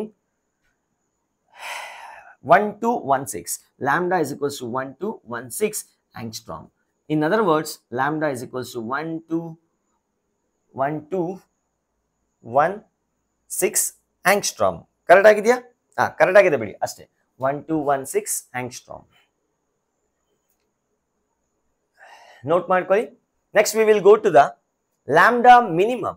For lambda minimum of Lyman series, for lambda minimum ಇಲ್ಲಿ ಆಲ್ರೆಡಿ ಫೈಂಡ್ ಔಟ್ ಮಾಡಿದೀನಿ. ಲ್ಯಾಂಬ್ಡಾ ಮ್ಯಾಕ್ಸ್ ಏನಿದೆ, ಯಾಕೋ ಜಾಗನೇ ಸಾಕಾಗಲ್ಲ. Lambda max is equals to 1216 angstrom. Lambda minimum find out ಮಾಡೋಣ. Next one is to find the lambda minimum. Lambda minimum ಇರಬೇಕಾದ್ರೆ ಎಲ್ಲಿಂದ ಬರಬೇಕು? ಇನ್ಫಿನಿಟಿಯಿಂದ ಗ್ರೌಂಡ್ ಲೆವೆಲ್ ಬರಬೇಕು. ಹಾಗಾದ್ರೆ n2 is infinity, infinity n1 is 1. ಇನ್ ಮಿಕ್ಕಿದೆಲ್ಲ ಕ್ಯಾಲ್ಕುಲೇಷನ್ ಮಾಡಬೇಕಾಗತ್ತೆ. I am going to erase. 3 2 1 done. 1 by lambda is equals to r into 1 by n1 square. n1 is 1 minus 1 by infinite square. ಹೇಗೂ 1 by infinity, infinity square ಕೂಡ 0 ಆಗುತ್ತೆ. So 1 by lambda is equals to r. r is equals to 1 by lambda. In other words, 911 angstrom. Direct ಆಗಿ ಬಂತು. So lambda, ಅಯ್ಯೋ ಏನೋ ಮಾಡಿದೆ ಇಲ್ಲಿ. lambda is equals to 1 by r, that is equals to 911 angstrom. Lambda max is equals to 900. Lambda max ಅಲ್ಲ, lambda minimum ಇಲ್ಲಿ change ಮಾಡಿಲ್ಲ. lambda minimum ನಾನು ಮಾಡ್ತಿರೋದು lambda minimum. lambda minimum is equals to 911 angstrom. ನೋಡಿ ಇಲ್ಲಿ ಬರ್ತಕ್ಕಂಥ ಈ transition ಅಲ್ಲಿ ಬರ್ತಕ್ಕಂಥ ರೇಡಿಯೇಷನ್ ಎನರ್ಜಿ ಕಮ್ಮಿ ಇರತ್ತೆ. ಹಾಗಾದ್ರೆ ಲ್ಯಾಂಬ್ಡಾ ಏನಿರುತ್ತೆ, ಮ್ಯಾಕ್ಸಿಮಮ್ ಇರುತ್ತೆ. ಅದೆಷ್ಟಿರುತ್ತೆ? 1216 ಆಂಗ್ಸ್ಟ್ರಾಮ್ ಇದೆ. ಅದೇ ಏನಾದ್ರೂ ಎಲೆಕ್ಟ್ರಾನ್ ಇನ್ಫಿನಿಟಿಯಿಂದ ಈ ಆರ್ಬಿಟ್ಗೆ ಟ್ರಾನ್ಸಿಷನ್ ಆದ್ರೆ ಆ ಪ್ರೋಸೆಸ್ ಅಲ್ಲಿ ಬರ್ತಕ್ಕಂಥ ಎಲೆಕ್ಟ್ರೋಮ್ಯಾಗ್ನೆಟಿಕ್ ರೇಡಿಯೇಷನ್ ವೇವ್ ಲೆಂತ್ ಎಷ್ಟಿರುತ್ತೆ? 911 ಇರುತ್ತೆ. 911 ಆಂಗ್ಸ್ಟ್ರಾಮ್. ನೋಟ್ ಮಾಡ್ಕೊಳ್ಳಿ.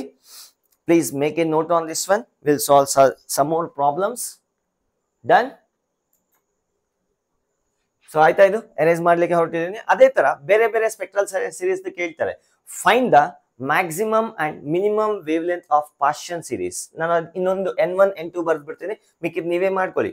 ಬೇಕಾದ್ರೆ ಚೆಕ್ ಮಾಡ್ಕೊಳ್ಳಿ. ನೀಟ್ ಎಕ್ಸಾಮ್ ಅಲ್ಲಿ ಸಿಕ್ಕಾಪಟ್ಟೆ ಈ ತರ ಕ್ವಶನ್ಸ್ ರಿಪೀಟ್ ಆಗ್ತಾ ಇದೆ. So I hope you will not do any mistake. ಯಾವುದೇ ರೀತಿಯಾಗಿರ್ತಕ್ಕಂಥ ಮಿಸ್ಟೇಕ್ಸ್ ಇಲ್ದಿರಾ ನೀಟಾಗಿ ಪ್ರಾಕ್ಟೀಸ್ ಮಾಡ್ಕೊಳ್ಳಿ. ಮತ್ತೆ ಬೋರ್ಡ್ ಎಕ್ಸಾಮ್ ಅಲ್ಲಿ ಕೇಳಿದ್ರೆ 1/r is equal to 911 ಆಗಬೇಡಿ. ನಿಮ್ಮ PU ಟೀಚರ್ ಕೋಲ್ ಮುರಿದೋಗೋರ್ಗೂ ಹೊಡಿತಾರೆ. Use the value of r. Rydberg constant ನ ಯೂಸ್ ಮಾಡಿ ಸಾಲ್ವ್ ಮಾಡಿ. ಯಾಕಂದ್ರೆ ಅಲ್ಲೂ ಸ್ಟೆಪ್ಸ್ ಇರುತ್ತೆ, ಕೆಲವೊಬ್ರು ಕೊಡಲ್ಲ. ಆಕ್ಚುಲಿ ನಾನಾದ್ರೆ ಕೊಟ್ಬಿಡ್ತೀನಿ, ಹೆಂಗೂ ಮಾಡಿದ್ರಲ್ಲ ಅಂತ. So coming back, find the wavelength ಅಥವಾ ಈ ತರ ಬರ್ಕೊಳ್ಳಿ. find the maximum wavelength and minimum wavelength of ಯಾವ ಸೀರೀಸ್ ಕೊಡೋಣ? ಪಾರ್ಷಿಯನ್ ಸೀರೀಸ್ ಕೊಡೋಣ.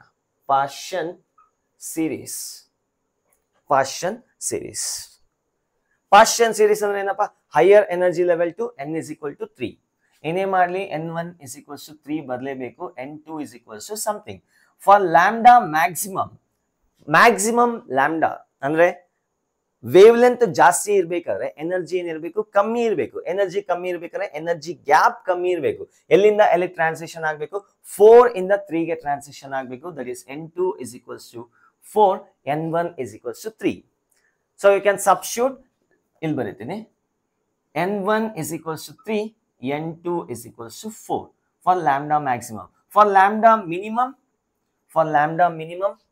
ಎಲ್ಲಿಂದ ಎಲ್ಲಿಗೆ ಆಗಬೇಕು, ಮಿನಿಮಮ್ ಲ್ಯಾಂಬ್ಡಾ ಇರಬೇಕು ಅಂದ್ರೆ ಎನರ್ಜಿ ಮ್ಯಾಕ್ಸಿಮಮ್ ಇರಬೇಕು, ಎನರ್ಜಿ ಮ್ಯಾಕ್ಸಿಮಮ್ ಇರಬೇಕು ಅಂದ್ರೆ ಎನರ್ಜಿ ಗ್ಯಾಪ್ ಮ್ಯಾಕ್ಸಿಮಮ್ ಇರಬೇಕು. ಎಲ್ಲಿಂದ ಎಲ್ಲಿಗೆ ಬಂದ್ರೆ ಮ್ಯಾಕ್ಸಿಮಮ್ ಎನರ್ಜಿ ಇರುತ್ತೆ, that is from infinity n1 is equal to 3, n2 is equals to infinity. ಈ ವ್ಯಾಲ್ಯೂಸ್ನೆಲ್ಲ ಸಬ್ಸ್ಟಿಟ್ಯೂಟ್ ಮಾಡಿದ್ರೆ you will get the value of lambda max and lambda minimum. So ಮತ್ತೆ ಇದೇ ಎನರ್ಜಿ ಲೆವೆಲ್ ಡಯಾಗ್ರಾಮ್ ಇಂದ ಇನ್ನೊಂದು atomic ಸ್ಪೆಕ್ಟ್ರಾನ explain ಮಾಡ್ಬೋದು. ಯಾಕೆ ಅದೇ ರೀತಿಯಾಗಿರ್ತಕ್ಕಂಥ ವೇವ್ಲೆನ್ಸ್ ನ ಎಮಿಟ್ ಆಗ್ತಿದೆ, ಆಲ್ರೆಡಿ ನಿಮ್ಗೆ ಐಡಿಯಾ ಬಂದಿದೆ.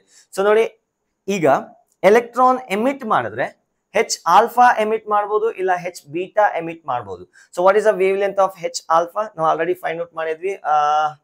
ಐ ಥಿಂಕ್ 655 ಪಾಯಿಂಟ್ ಸಮಥಿಂಗ್, ಇದು 900 ಸಮಥಿಂಗ್ ಏನೋ ಬಂತು, ಐ ಫಾರ್ಗಾಟ್. ಸೊ ಇದ್ರ ಮಧ್ಯದಲ್ಲಿ ಯಾವುದೇ ರೀತಿ ಆಗಿರ್ತಕ್ಕಂಥ ಟ್ರಾನ್ಸಿಷನ್ಸ್ ಪಾಸಿಬಲ್ ಇಲ್ಲ. ಹಾಗಾಗಿ ಎಮಿಟ್ ಮಾಡದೆ ಹೆಚ್ ಆಲ್ಫಾ ಎಮಿಟ್ ಮಾಡಬೇಕು, ಇಲ್ಲ ಹೆಚ್ ಬೀಟಾ ಮಾಡಬೇಕು, ಹೆಚ್ ಗಾಮಾ ಎಮಿಟ್ ಮಾಡಬೇಕು. ಹೆಚ್ ಆಲ್ಫಾ ಮತ್ತೆ ಹೆಚ್ ಬೀಟಾ ಮಧ್ಯದಲ್ಲಿ ಯಾವುದೇ ರೀತಿ ಆಗಿರ್ತಕ್ಕಂಥ ಎಲೆಕ್ಟ್ರೋಮ್ಯಾಗ್ನೆಟಿಕ್ ರೇಡಿಯೇಷನ್ ವೇವ್ ಲೆಂತ್ ಬರಲ್ಲ. ಹಾಗಾಗಿ ಸೊ ಡಿಸ್ಕ್ರೀಟ್ ಸ್ಪೆಕ್ಟ್ರಾ ಎಮಿಟ್ ಆಗತ್ತೆ. So this is only for hydrogen spectra. So hydrogen ಸ್ಪೆಕ್ಟ್ರಮ್ಗೆ ಮಾತ್ರ ಈ ಎನರ್ಜಿ ಲೆವೆಲ್ ಡಯಾಗ್ರಾಮ್ ನ ಬರ್ದಿದ್ದೀನಿ. So I hope you understand. ಅದೇ ತರ ಅಬ್ಸಾರ್ಪ್ಷನ್ ಸ್ಪೆಕ್ಟ್ರಾ ಯಾಕಾಗತ್ತೆ? ಯಾವುದೋ ಒಂದು ಎಲೆಕ್ಟ್ರಾನ್ ಇಲ್ಲಿತ್ತಪ್ಪ, ಯಾವುದೋ ಒಂದು ಎಲೆಕ್ಟ್ರಾನ್ ಇಲ್ಲಿ ಸುತ್ತಾಯ್ತು ಅಂದ್ರೆ ಈ ಲೆವೆಲ್ ಅಲ್ಲಿ ಇತ್ತು. ನಾನೀಗ ವೈಟ್ ಲೈಟ್ ನ ಅಥವಾ ಇನ್ಫ್ರಾರೆಡ್ ರೇಡಿಯೇಷನ್ಸ್ ನ ಸಪ್ಲೈ ಮಾಡಿ, ವೈಟ್ ಲೈಟ್ ನಲ್ಲ ಇನ್ಫ್ರಾರೆಡ್ ರೇಡಿಯೇಷನ್ಸ್ ನ ಸಪ್ಲೈ ಮಾಡ್ತಾ ಇದ್ದೀನಿ. ಇಲ್ಲಿರ್ತಕ್ಕಂಥ ಎಲೆಕ್ಟ್ರಾನ್ಗೆ ಯಾವುದೋ ಒಂದು ಸರ್ಟೇನ್ ಎನರ್ಜಿ ಬೇಕಿತ್ತು, such that it can go from here to here. ಈ ಗ್ಯಾಪ್ ಎಷ್ಟಿದೆಯೋ ಅಷ್ಟು ಗ್ಯಾಪ್ ಎನರ್ಜಿ ಏನಾದ್ರೂ ಬಂದ್ರೆ ಲಪಕ್ ಅಂತ ಕ್ಯಾಚ್ ಮಾಡ್ಕೊಂಡು ತುಪಕ್ ಅಂತ ಜಂಪ್ ಆಗತ್ತೆ. ಅರ್ಥ ಆಗ್ತಿದೆಯಾ ಹೇಳ್ತಿರೋದು? ಇಲ್ಲ, ಈ ಗ್ಯಾಪ್ ಎನರ್ಜಿ ಕೊಡಿ ಅದ್ ತಗೊಳತ್ತೆ. ಅಂದ್ರೆ ಅದು ರಿಸೀವ್ ಮಾಡ್ಕೊಳ್ಳೋದು ಕೂಡ ಈ ಎನರ್ಜಿ ಗ್ಯಾಪ್ ಅಲ್ಲೇ ಇರಬೇಕು. ಬೇರೆ ಎನರ್ಜಿನ ಕೊಟ್ರೆ ಇದು ಅಕ್ಸೆಪ್ಟ್ ಮಾಡಲ್ಲ. ಸೊ ಹಾಗೆ ವಾಪಸ್ ಕಳಿಸ್ತಿರತ್ತೆ. So only those energies are observed which are equal to the energy gaps between the layers, energy gaps between the atomic energy levels. So that is the concept of absorption spectra and emission spectra. Note ಮಾಡ್ಕೊಳ್ಳಿ. ಇದೇ ತರ what is the wavelength corresponding to transition from n is equal to 5 to n is equal to 2. You can substitute there in the formula. So direct ಆಗಿ formula ನ ಬರೀರಿ. 1 by lambda is equals to r z square. ನೋಡಿ, ಇದು hydrogen ಇದ್ದಾಗ z is equal to 1. ನಾವು ಇಷ್ಟೊತ್ತು ಮಾಡಿದ್ದು ಹೈಡ್ರೋಜನ್ಗೆ. ಅವ್ರೇನಾದ್ರೂ helium plus ಅಂತ ಕೊಟ್ಬಿಟ್ರೆ ಝಡ್ ವ್ಯಾಲ್ಯೂ 2 ಹಾಕೋಬೇಕಾಗತ್ತೆ. Be very careful.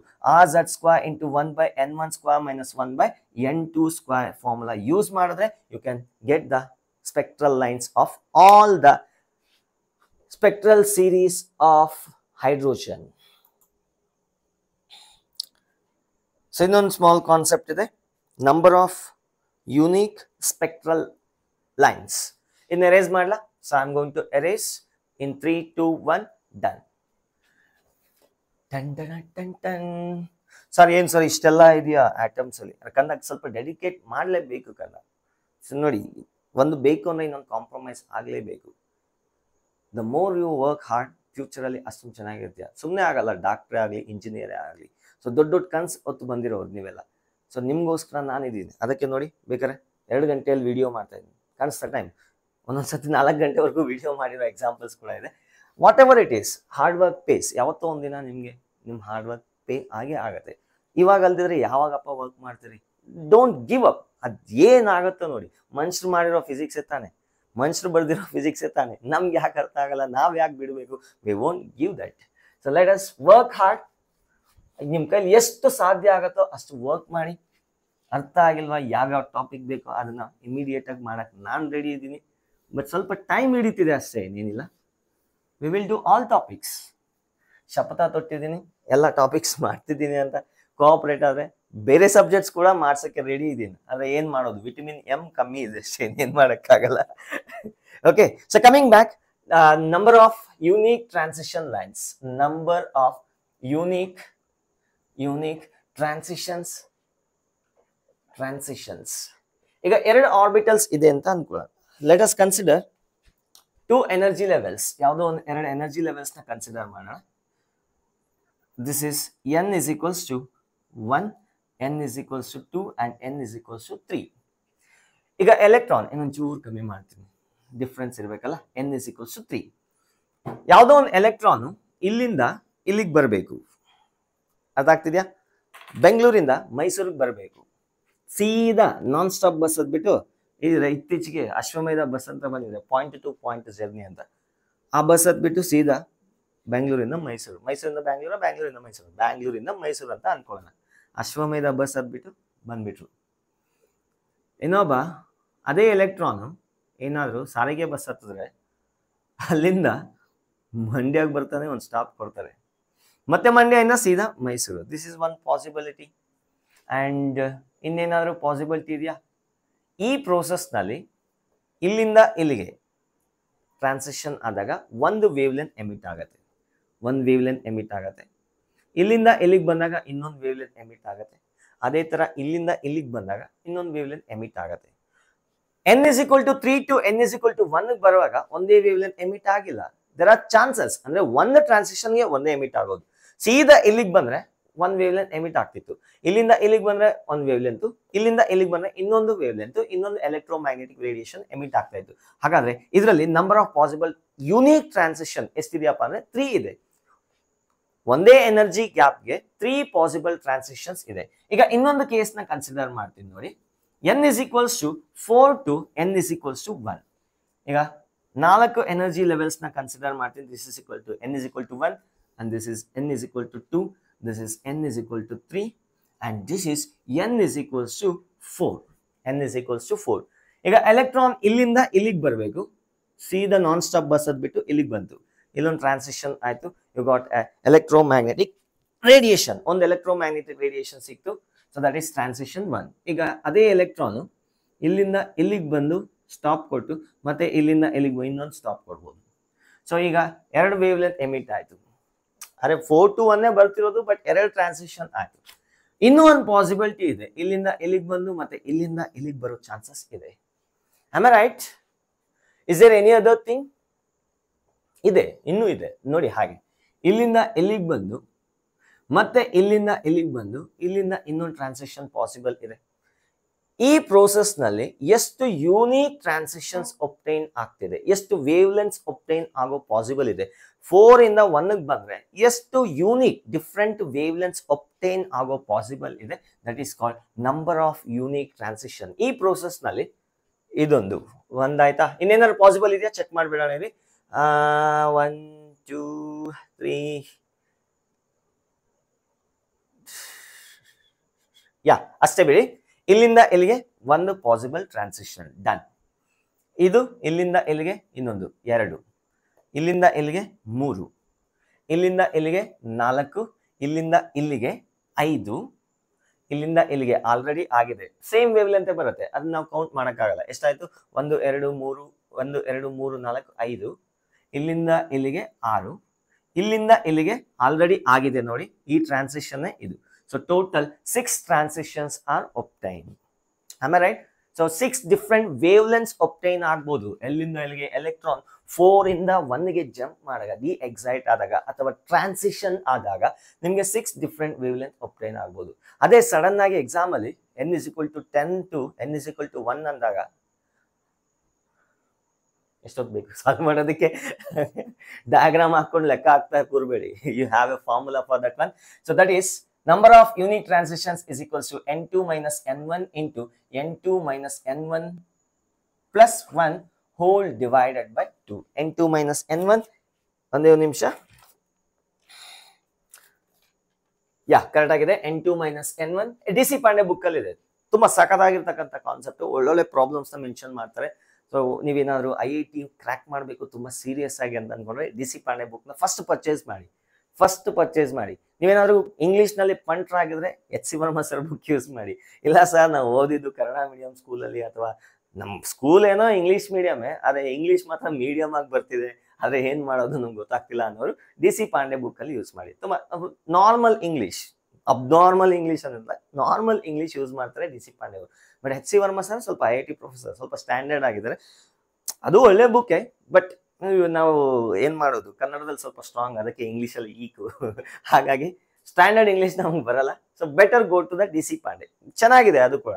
ಇನ್ ಬೇಕಾದ್ರೆ ನೀವು ಯಾವ ಬುಕ್ಕಾದ್ರೂ ರೆಫರ್ ಮಾಡಿ. ನಾನು ಮಾತ್ರ HC ವರ್ಮಾ DC ಪಾಂಡೆ ಇಂತ ಸ್ಟ್ಯಾಂಡರ್ಡ್ ಸಿಂಗೇಜ್ ಯೂಸ್ ಮಾಡ್ತೀನಿ ಆಗಾಗ ಒಂದ್ಸತಿ. ಸೊ ಇಷ್ಟೆಲ್ಲ ಬುಕ್ಸ್ ಯೂಸ್ ಮಾಡಿ ನಾನು ಪಾಠ ಮಾಡ್ತಿರ್ತೀನಿ. ಎಷ್ಟು ಯೂಸ್ ಮಾಡ್ಕೊಂತಿರೋ ನೋಡೋಣ, let's see. Okay, coming back, number of unique transitions from N2 to N1 is given by N2 minus N1 into N2 minus N1 plus 1 whole divided by 2. ಈ process ನಲ್ಲಿ 4 ಇಂದ 1 ಗೆ ಎಷ್ಟು ಟ್ರಾನ್ಸಿಷನ್ ಆಯ್ತು ನೋಡೋಣ. 4 minus 1 into 4 minus 1 plus 1 whole divided by 2. So 4 minus 1 is 3 into ಇದೆರಡು cancel ಆಗುತ್ತೆ. So this is 4 divided by 2. 2 2s are 4. That is 6 number of transition. ಅದೇ ತರ 10 to 1, 10 to 5 ಯಾವುದಾದರೂ ಕೊಡ್ಬೋದು. You can follow according to these things. Please make a note on this one. ಆಯ್ತಾ? ಬನ್ನಿ ಒಂದು IIT question ನ solve ಮಾಡೋಣ. Record ಆಗ್ತಿದ್ಯಾ? ಆಗ್ತಿದೆ. ಒಂದೊಂದ್ಸತಿ ವಿಡಿಯೋ ಶೂಟ್ ಮಾಡಿರ್ತೀನಿ, ರೆಕಾರ್ಡ್ ಆನ್ ಮಾಡೋದೇ ಮರ್ತೋಗಿರ್ತೀನಿ. ಆ ಸತಿ ಆ ಥರ ಆಗಿದೆ ಸುಮಾರು ಸತಿ. Coming back, IIT 2023 question, integer type. ಒಳ್ಳೆ ಮಜಾ ಬರ್ತಕ್ಕಂಥ ಕ್ವಶನ್, ಅಡ್ವಾನ್ಸ್ ಅಲ್ಲಿ ಕೇಳಿರ್ತಕ್ಕಂಥದ್ದು. ಆಬ್ವಿಯಸ್ಲಿ ಫೋಟೋ ಎಲೆಕ್ಟ್ರಿಕ್ ಎಫೆಕ್ಟ್ಗೆ ಲಿಂಕ್ ಆಗಿದೆ. 2 ಚಾಪ್ಟರ್ನ ಲಿಂಕ್ ಮಾಡಿ ಒಂದು ಕ್ವಶನ್ ಕೊಟ್ಟಿದ್ದಾರೆ. ಆ ಕ್ವಶನ್ ಸಾಲ್ವ್ ಮಾಡ್ಲಿಕ್ಕೆ ಹೊರಟಿದ್ದೀನಿ. ಬಿತ್ತು ಮತ್ತೆ ಬಿತ್ತು. The question is from IIT 2023. IIT 2023 integer type. Integer type. The question goes like this. Question ಈ ತರ ಹೋಗುತ್ತೆ, ಅಂದ್ರೆ ಮುಂದಕ್ಕೆ ಹೋಗುತ್ತೆ ಅಂತಲ್ಲ, ಎಕ್ಸ್ಪ್ಲೈನ್ ಮಾಡಬೇಕು. In an hydrogen like atom, in an hydrogen like atom, like hydrogen ಅಲ್ಲ, ಹೈಡ್ರೋಜನ್ ತರಾನೇ ಇರ್ತಕ್ಕಂಥ ಒಂದು atom during the transition from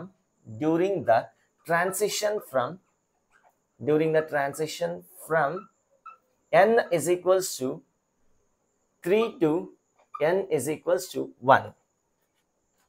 Sorry, n is equals to 4 to n is equals to 4 to n is equals to 1. A photon is emitted. This photon is made to fall on a photosensitive material. Photosensitive material of threshold wavelength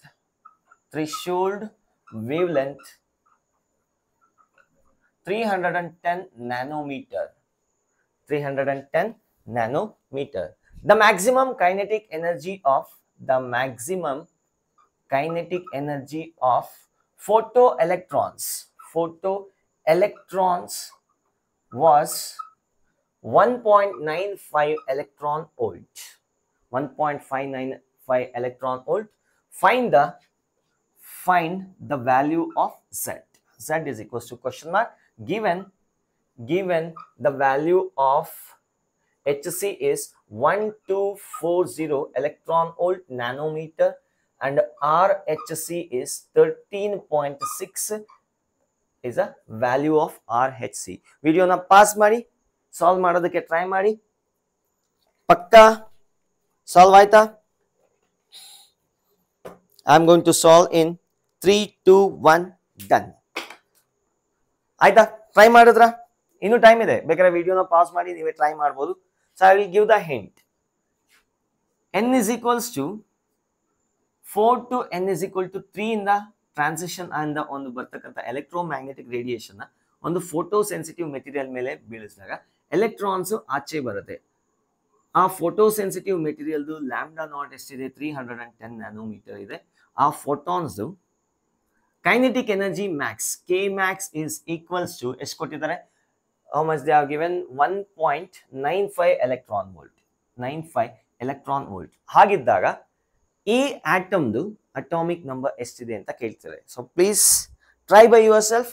ಅರೆ ಎಷ್ಟೊಂದು question solve ಮಾಡಿದ್ವಿ, ಇದೊಂದು ಬಿಟ್ಬಿಡಿ sir, ಯಾಕೆ ತಲೆ ತಿಂದ್ರೆ ಕಂದ selection ಇಲ್ಲೇ ಆಗೋದು. ಅಷ್ಟೊಂದು ಈಸಿ ಕ್ವಶನ್ ಸಾಲ್ವ್ ಮಾಡೋದು ಒಂದೊಂದ್ಸತಿ ಹೋಗೋದಿಲ್ಲ, ಹೊಗೆ ಹಾಕ್ಸ್ಕೊಳ್ಳೋದು ಇಂಥ ಕ್ವಶನ್ಸ್ ಅಲ್ಲಿ.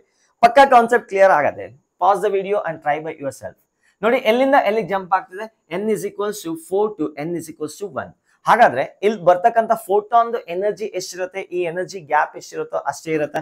The energy of the nth level in an atom is equals to -13.6 into z square divided by n square. Z is equal to 1 for hydrogen. ಇಲ್ಲಿ ಹೇಳ್ತಿರೋದು hydrogen like atom. Hydrogen ಅಂತ guarantee ಇಲ್ಲ. I don't know what is going to obtain. Z value 2 ಆದರೆ it is helium. Z value 3 ಆದರೆ it is lithium, etc. etc. ನಮ್ಗೆ ಬೇಕಾಗಿರೋ Z value ಅಷ್ಟೇ. Z value ನ find out ಮಾಡಬೇಕು. The energy of the fourth level is given by minus 13.6 into Z square divided by 16. The energy of the third level is equals to minus 13.6 into Z square divided by 9. What is the energy gap? Either energy siktu, either energy siktu. What is the energy gap? E4 minus E3 is equals to minus 13.6 divided by 16. 16 Z square minus of minus plus agate 13.6 into Z square divided by 9. 13.6 Z square common barate minus 13.6 Z square into 1 by 16 minus beta minus आगे early. So what you are going to get is 1 by 9 minus 1 by 16. So you'll get this one. 16 minus 9 divided by 9 into 16. I already solved madidini. You are going to get everything as 0.66 Z square. Because check ಮಾಡ್ಕೊಳ್ಳಿ. E4 minus E3 is 0.66 Z square. ಅಂದ್ರೆ ಇಲ್ಲಿ ಬರ್ತಕ್ಕಂತ photoelectric effect. ಇಲ್ಲಿ ಬರ್ತಕ್ಕಂತ electromagnetic wave energy ಎಷ್ಟಿರುತ್ತೆ ಅಂದ್ರೆ 0.66 Z square electron volt ಅಲ್ಲಿ ಇರುತ್ತೆ. So ನಾನು final ಆಗಿ ಆನ್ಸರ್ ಎಲೆಕ್ಟ್ರಾನ್ ವೋಲ್ಟ್. ಅಲ್ಲಿ Z ವ್ಯಾಲ್ಯೂ ಕೂಡ ಇನ್ಕ್ಲೂಡ್ ಆಗಿದೆ. ಈಗ ಆ ರೇಡಿಯೇಷನ್ ಹೋಗಿ ಒಂದು ಫೋಟೋ ಸೆನ್ಸಿಟಿವ್ ಮೆಟೀರಿಯಲ್ ಮೇಲೆ ಬಿದ್ದಾಗ ಫೋಟೋ ಎಲೆಕ್ಟ್ರಿಕ್ ಎಫೆಕ್ಟ್ ಆಗುತ್ತೆ. ಆ photo sensitive material threshold wavelength 310 nanometer ಕೊಟ್ಟಿದ್ದಾರೆ. According to Einstein's photo electric equation, the energy supplied is equals to work function plus kinetic energy max. ನೆನಪಿದ್ಯಾ? ಯಾವಾಗೋ ಮಾಡಿದ್ ನೆನಪಿದ್ಯಾ ಸರ್? ಯಾವ ಚಾಪ್ಟರ್ ಅಂತ ನೆನಪಾಗ್ತಿಲ್ಲ. ಅದೇ dual nature of matter and radiation, photo electric effect equation ಯಾರು ಕೊಟ್ಟಿದ್ದ? Einstein uncle. ಐನ್ಸ್ಟೈನ್ ತಾತ, ಅಂಕಲ್ ಅಲ್ಲ, ಐನ್ಸ್ಟೈನ್ ತಾತ ಕೊಟ್ಟ, ನೋಬೆಲ್ ಪ್ರೈಸ್ ಕೊಡ್ಕೊಂಡ. So coming back, energy of the emitted photon is equals to energy gap between the layers 0.66 Z square, that is equals to work function, that is equal to hc by lambda naught. hc divided by lambda naught ಎಷ್ಟು ಕೊಟ್ಟಿದ್ದಾರೆ 310 plus kinetic energy maximum is 1.95. hc value ಅವರೇ ಕೊಟ್ಟಿದ್ದಾರೆ 1240. ಇದು nanometre ಅಲ್ಲಿ ಇದ್ದಾಗ ಇದು 1240 ಆಗಿರುತ್ತೆ. So 310 1s 310 4s 0.66 Z square is equals to 5.95 ಬರುತ್ತೆ. Z square is equals to 5.95 divided by 0.66 ಅಂತ ಬರೀಬಹುದು. ಸೊ ನೋಡಿ 0.66 ನಾನು 2/3 ಅಂತ ಬರೀಬಹುದಾ? ನೆನಪಿದ್ಯಾ? ಅದೇ 2/3 is 0.33. ಹಾಗಾದ್ರೆ 1/0.66 ನ ನಾನು 3/2 ಅಂತ ಬರೀಬಹುದು. So that means I can write the 1/0.66 as 3/2. So 5 3s are 15. ಇದು ನಿಯರ್ಲಿ 1 ಅಂತ ತಗೊಳ್ಳೋಣ, 6 ಅಂತ ತಗೊಳ್ಳೋಣ. ಇದು ಪೂರ್ತಿ ಟರ್ಮ್ ನ 6 ಅಂತ ತಗೋಣ. 6 3s are 18 divided by 2 ಏನಾಗುತ್ತಪ್ಪ 9 ಆಗುತ್ತೆ. Z square is nearly equal to 9, not exactly, nearly. ಒಂಚೂರು ಕಮ್ಮಿ ಆಗುತ್ತೆ. ಎಷ್ಟು ಕಮ್ಮಿ ಆಗ್ಬೋದು? ಮೇ ಬಿ 0.2 0.3 ಹತ್ರ ಕಮ್ಮಿ ಆಗ್ಬೋದು, ಬಟ್ ಹತ್ರ 9 ಗೆ ಇದೆ. ಸೊ Z square 9 ಆದಾಗ Z ವ್ಯಾಲ್ಯೂ ಏನಾಗುತ್ತೆ? That is equal to 3. Sir ಇದೇನು 2 ಆಗ್ಬೋದಾಯ್ತಲ್ಲ? ನೋಡಿ 2 ಆಗ್ಬೇಕಾದ್ರೆ Z square ಏನಾಗಬೇಕಾಯ್ತು? 4 ಆಗ್ಬೇಕಾಯ್ತು. ನೀವೇನ್ ಮಾಡಿದ್ರೆ ಈ ವ್ಯಾಲ್ಯೂ 4 ಬರಲ್ಲ, ನಿಯರ್ ಟು 9 ಬರುತ್ತೆ. ಹಾಗಾಗಿ ರಫ್ ಕ್ಯಾಲ್ಕುಲೇಷನ್ ಮಾಡ್ಬೇಕಾಗತ್ತೆ. So therefore the answer for this integer type is 3. So ಯಾವ ಆಟಮ್ ನ ಕನ್ಸಿಡರ್ ಮಾಡಿದರೆ? Lithium plus plus. ಯಾವ ಆಟಮ್ ಅಂದ್ರೆ ಲಿಥಿಯಂ ಪ್ಲಸ್ ಪ್ಲಸ್. ಚೆನ್ನಾಗಿದೆಯಲ್ಲ ಕ್ವಶನ್? ಎರಡು ಚಾಪ್ಟರ್ ಲಿಂಕ್ ಆಗಿದೆ. ಸೊ ಬನ್ನಿ, let us conclude this chapter by drawbacks of Bohr's atomic model. ಬೇಕಾದ್ರೆ pass ಮಾಡ್ಕೊಳ್ಳಿ, ನೋಟ್ ಮಾಡ್ಕೊಳ್ಳಿ. I am going to remove in 3 2 1 done. ಜನ್. Chapter ಮುಗೀತು. ಅಷ್ಟೇನಾ ಸರ್? ಅಷ್ಟೇ. ಆಟಮ್ಸ್ ಸಿಕ್ಕಾಪಟ್ಟೆ ಚಿಕ್ಕ ಚಾಪ್ಟರ್. ಯೂಶಲಿ 3-4 ಅವರ್ಸ್ ಅಲ್ಲಿ ಮಾಡ್ಬಿಡ್ತೀನಿ ನನ್ನ ಕ್ಲಾಸಲ್ಲಾರೆ. ಸ್ವಲ್ಪ ಟೈಮ್ ಬೇಕಾಗುತ್ತೆ, ಮಕ್ಳು ಬರ್ಕೊಂತಿರ್ತಾರೆ. ನಿಮ್ಗೂ ಆಗಿದೆ, ನಿಮ್ಗೆ ಗೊತ್ತಾಗ್ತಿಲ್ಲ. ವಿಡಿಯೋನ ಪಾಸ್ ಮಾಡ್ಕೊಂಡು ಬರ್ಕೊಳ್ಳೋ ಅಷ್ಟೊತ್ತಿಗೆ ಅಷ್ಟೇ ಆಗಿರುತ್ತೆ. But you don't realise. ಆದಷ್ಟು ಸ್ವಲ್ಪ ಸ್ಪೀಡ್ ಆಗಿ ಬರೆಯೋದನ್ನ ಕಲ್ತ್ಕೊಳ್ಳಿ. ನೋಟ್ಸ್ ಬೇಕಾದ್ರೆ ಸ್ವಲ್ಪ ಟೈಮ್ ಆಗತ್ತೆ. ವೆಬ್ಸೈಟ್ ನ ಕ್ರಿಯೇಟ್ ಮಾಡಿ, PDF ನೋಟ್ಸ್ ನ ಮಾಡಿ. ಆ ಲಿಂಕ್ ನ ನಿಮ್ಮ ಡಿಸ್ಕ್ರಿಪ್ಷನ್ ಬಾಕ್ಸ್ ಅಲ್ಲಿ ಕೊಡ್ತೀನಿ. But it may take some time. ಎಲ್ಲದಕ್ಕೂ ಟೈಮ್ ಬರಬೇಕಾಗತ್ತೆ. ದಟ್ ಈಸ್ ನಾವು next topic is drawbacks of Bohr's atomic model. Atomic model. Sir ಇದೇನು ಫೈನಲ್ ಥಿಯರಿನಾ? ಅಲ್ಲ. ಇದಾದ್ಮೇಲೆ ಇನ್ನೊಂದು ಥಿಯರಿ ಬಂತು, ಕ್ವಾಂಟಮ್ ಮೆಕ್ಯಾನಿಕ್ಸ್ ಬಂತು, ಅದೆಲ್ಲ ಅಪ್ಲೈ ಮಾಡಿದ್ಮೇಲೆ ಡಿರಾಕ್ ಥಿಯರಿ ಬಂತು, ಪೌಲಿಸ್ ಎಕ್ಸ್ಕ್ಲೂಷನ್ ಪ್ರಿನ್ಸಿಪಲ್ ಬಂತು, ಇನ್ನೊಂದು ಥಿಯರಿ ಆಳು ಮೂಳು ಯಾವುದೋ ಒಂದು ಬರ್ತಾನೆ ಇರುತ್ತೆ. So there is no ultimate theory for the explanation of atom. Atom structure ಬಗ್ಗೆ ಎಕ್ಸಾಕ್ಟ್ ಐಡಿಯಾ ಕೊರೋರೇ ಇಲ್ಲ. ಈಗ ಇರಬಹುದು ಅಂತ ಒಂದು ಅಕ್ಯುರೇಟ್ ಥಿಯರಿನ ಕೊಡ್ತೀವಿ. The first one is it is applicable only for ಯಾವುದು? Bohr's atomic model. Applicable only for hydrogen and hydrogen like atoms or species ಅಂತ ಬರೆದ್ರೆ ಸಾಕು. ಸ್ಪೀಸೀಸ್. ಹೈಡ್ರೋಜನ್ ಲೈಕ್ ಅಂದ್ರೆ ಏನು? Helium plus, lithium plus plus, beryllium plus plus plus, ಈ ತರ ಇರ್ತಕ್ಕಂಥ single electron, ಒಂದೇ ಒಂದು ಎಲೆಕ್ಟ್ರಾನ್ ಇದ್ರೆ ಅದಕ್ಕೆ ಮಾತ್ರ ಈ ತರ ಬರೀಬಹುದು. For single electron species. ಇಂಥ ಸ್ಪೀಸೀಸ್ಗೆ, ಇಂಥ ಆಟಮ್ಸ್ಗೆ ಮಾತ್ರ ಅಪ್ಲಿಕೇಬಲ್ ಆಗುತ್ತೆ. It is not applicable for multi electron. ಒಂದಕ್ಕಿಂತ ಜಾಸ್ತಿ ಎಲೆಕ್ಟ್ರಾನ್ ಇದ್ರೆ no, it is not applicable. ತಪ್ಪು ಬರುತ್ತೆ. That is one drawback. ಇನ್ನೊಂದು ಡ್ರಾಬ್ಯಾಕ್ ಏನಪ್ಪಾ ಅಂದ್ರೆ, ಅಟಾಮಿಕ್ ಸ್ಪೆಕ್ಟ್ರಾನ್ ಏನೋ ಎಕ್ಸ್ಪ್ಲೇನ್ ಮಾಡಿತು, ಬಟ್ ಆ ಅಟಾಮಿಕ್ ಸ್ಪೆಕ್ಟ್ರಾನ ಗಮನಿಸಿದಾಗ ಒಂದು ಲೈನ್ ಬ್ರೈಟ್ ಆಗಿರುತ್ತೆ, ಒಂದು ಲೈನ್ ಸ್ವಲ್ಪ ಡಾರ್ಕ್ ಆಗಿರುತ್ತೆ. ಅಂದ್ರೆ ಆ ಲೈನ್ಗಳ ಮಧ್ಯೆ ಇಂಟೆನ್ಸಿಟಿ ವೇರಿಯೇಷನ್ ಇರುತ್ತೆ. ಅದು ಯಾಕೆ ಅಂತ ಈ ತಾತ ಎಕ್ಸ್ಪ್ಲೇನ್ ಮಾಡಕ್ಕಾಗಲ್ಲ. It failed to explain intensity variations between the spectral lines. ಅಷ್ಟೇ ಅಲ್ಲ, ಇನ್ನು ಜೂಮ್ ಮಾಡಿ ನೋಡಿದಾಗ H ಆಲ್ಫಾ ಮತ್ತೆ H ಬೀಟಾ ಮಧ್ಯದಲ್ಲಿ ಇನ್ನು ಯಾವುದೋ ಲೈನ್ಸ್ ಇದೆ. ನೆನಪಿದ್ಯಾ? ಫಸ್ಟ್ ಸ್ಪೆಕ್ಟ್ರಲ್ ಲೈನ್ ಮತ್ತೆ ಸೆಕೆಂಡ್ ಸ್ಪೆಕ್ಟ್ರಲ್ ಲೈನ್. ಅದು ಯಾಕೆ ಬರ್ತಿದೆ ಅಂತ ಎಕ್ಸ್ಪ್ಲೈನ್ ಮಾಡಕ್ಕಾಗಲ್ಲ. So it fails to explain fine structure of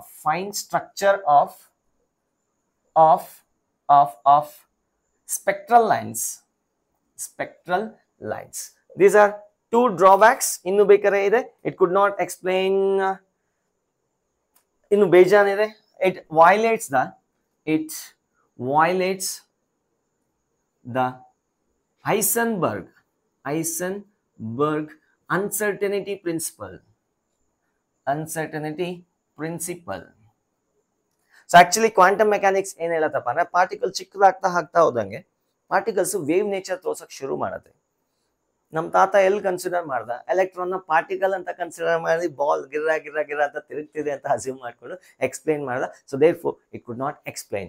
And another drawback is failure to explain the first one, Zeeman effect and Stark effect. Zeeman effect na explain ಮಾಡಕ್ಕಾಗಲ್ಲ, Starc effect ನ explain ಮಾಡಕ್ಕಾಗಲ್ಲ. Sir ಇದೇನ್ sir ಹೊಸದೆಲ್ಲ ಹೇಳ್ತೀರಿ? ನೋಡಿ, ಆಟಮ್ಸ್ಗೆ ಒಂದು container ಅಲ್ಲಿ atoms ನ consider ಮಾಡಿ ಅದಕ್ಕೆ ಎನರ್ಜಿನ ಕೊಡಿ. ನಾರ್ಮಲಿ ನಿಮ್ಗೆ ಯಾವ ಸ್ಪೆಕ್ಟ್ರಾ ಆಪ್ಟೇನ್ ಆಗುತ್ತೆ ಅದನ್ನ ನೋಡಿ ಕಾಣಿಸುತ್ತೆ. ಈ ಆಟಮ್ಸ್ಗೆ ಏನಾದ್ರೂ ಸ್ಟ್ರಾಂಗ್ ಮ್ಯಾಗ್ನೆಟಿಕ್ ಫೀಲ್ಡ್ ನ ಅಪ್ಲೈ ಮಾಡಿದ್ರೆ ಈ ಸ್ಪೆಕ್ಟ್ರಲ್ ಲೈನ್ಸ್ ಸ್ಪ್ಲಿಟ್ ಆಗತ್ತೆ. ಇಲ್ಲಿರ್ತಕ್ಕಂಥ H ಆಲ್ಫಾ ಆ ಕಡೆ ಇನ್ನೆರಡು, ಈ ಕಡೆ ಇನ್ನೆರಡು ಸ್ಪ್ಲಿಟ್ ಆಗಕ್ಕೆ ಸ್ಟಾರ್ಟ್ ಆಗತ್ತೆ. So this could not explain the Zeeman effect. The splitting of spectral lines in the presence of magnetic field. Splitting of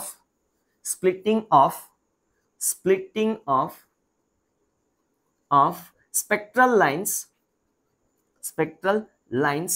in presence of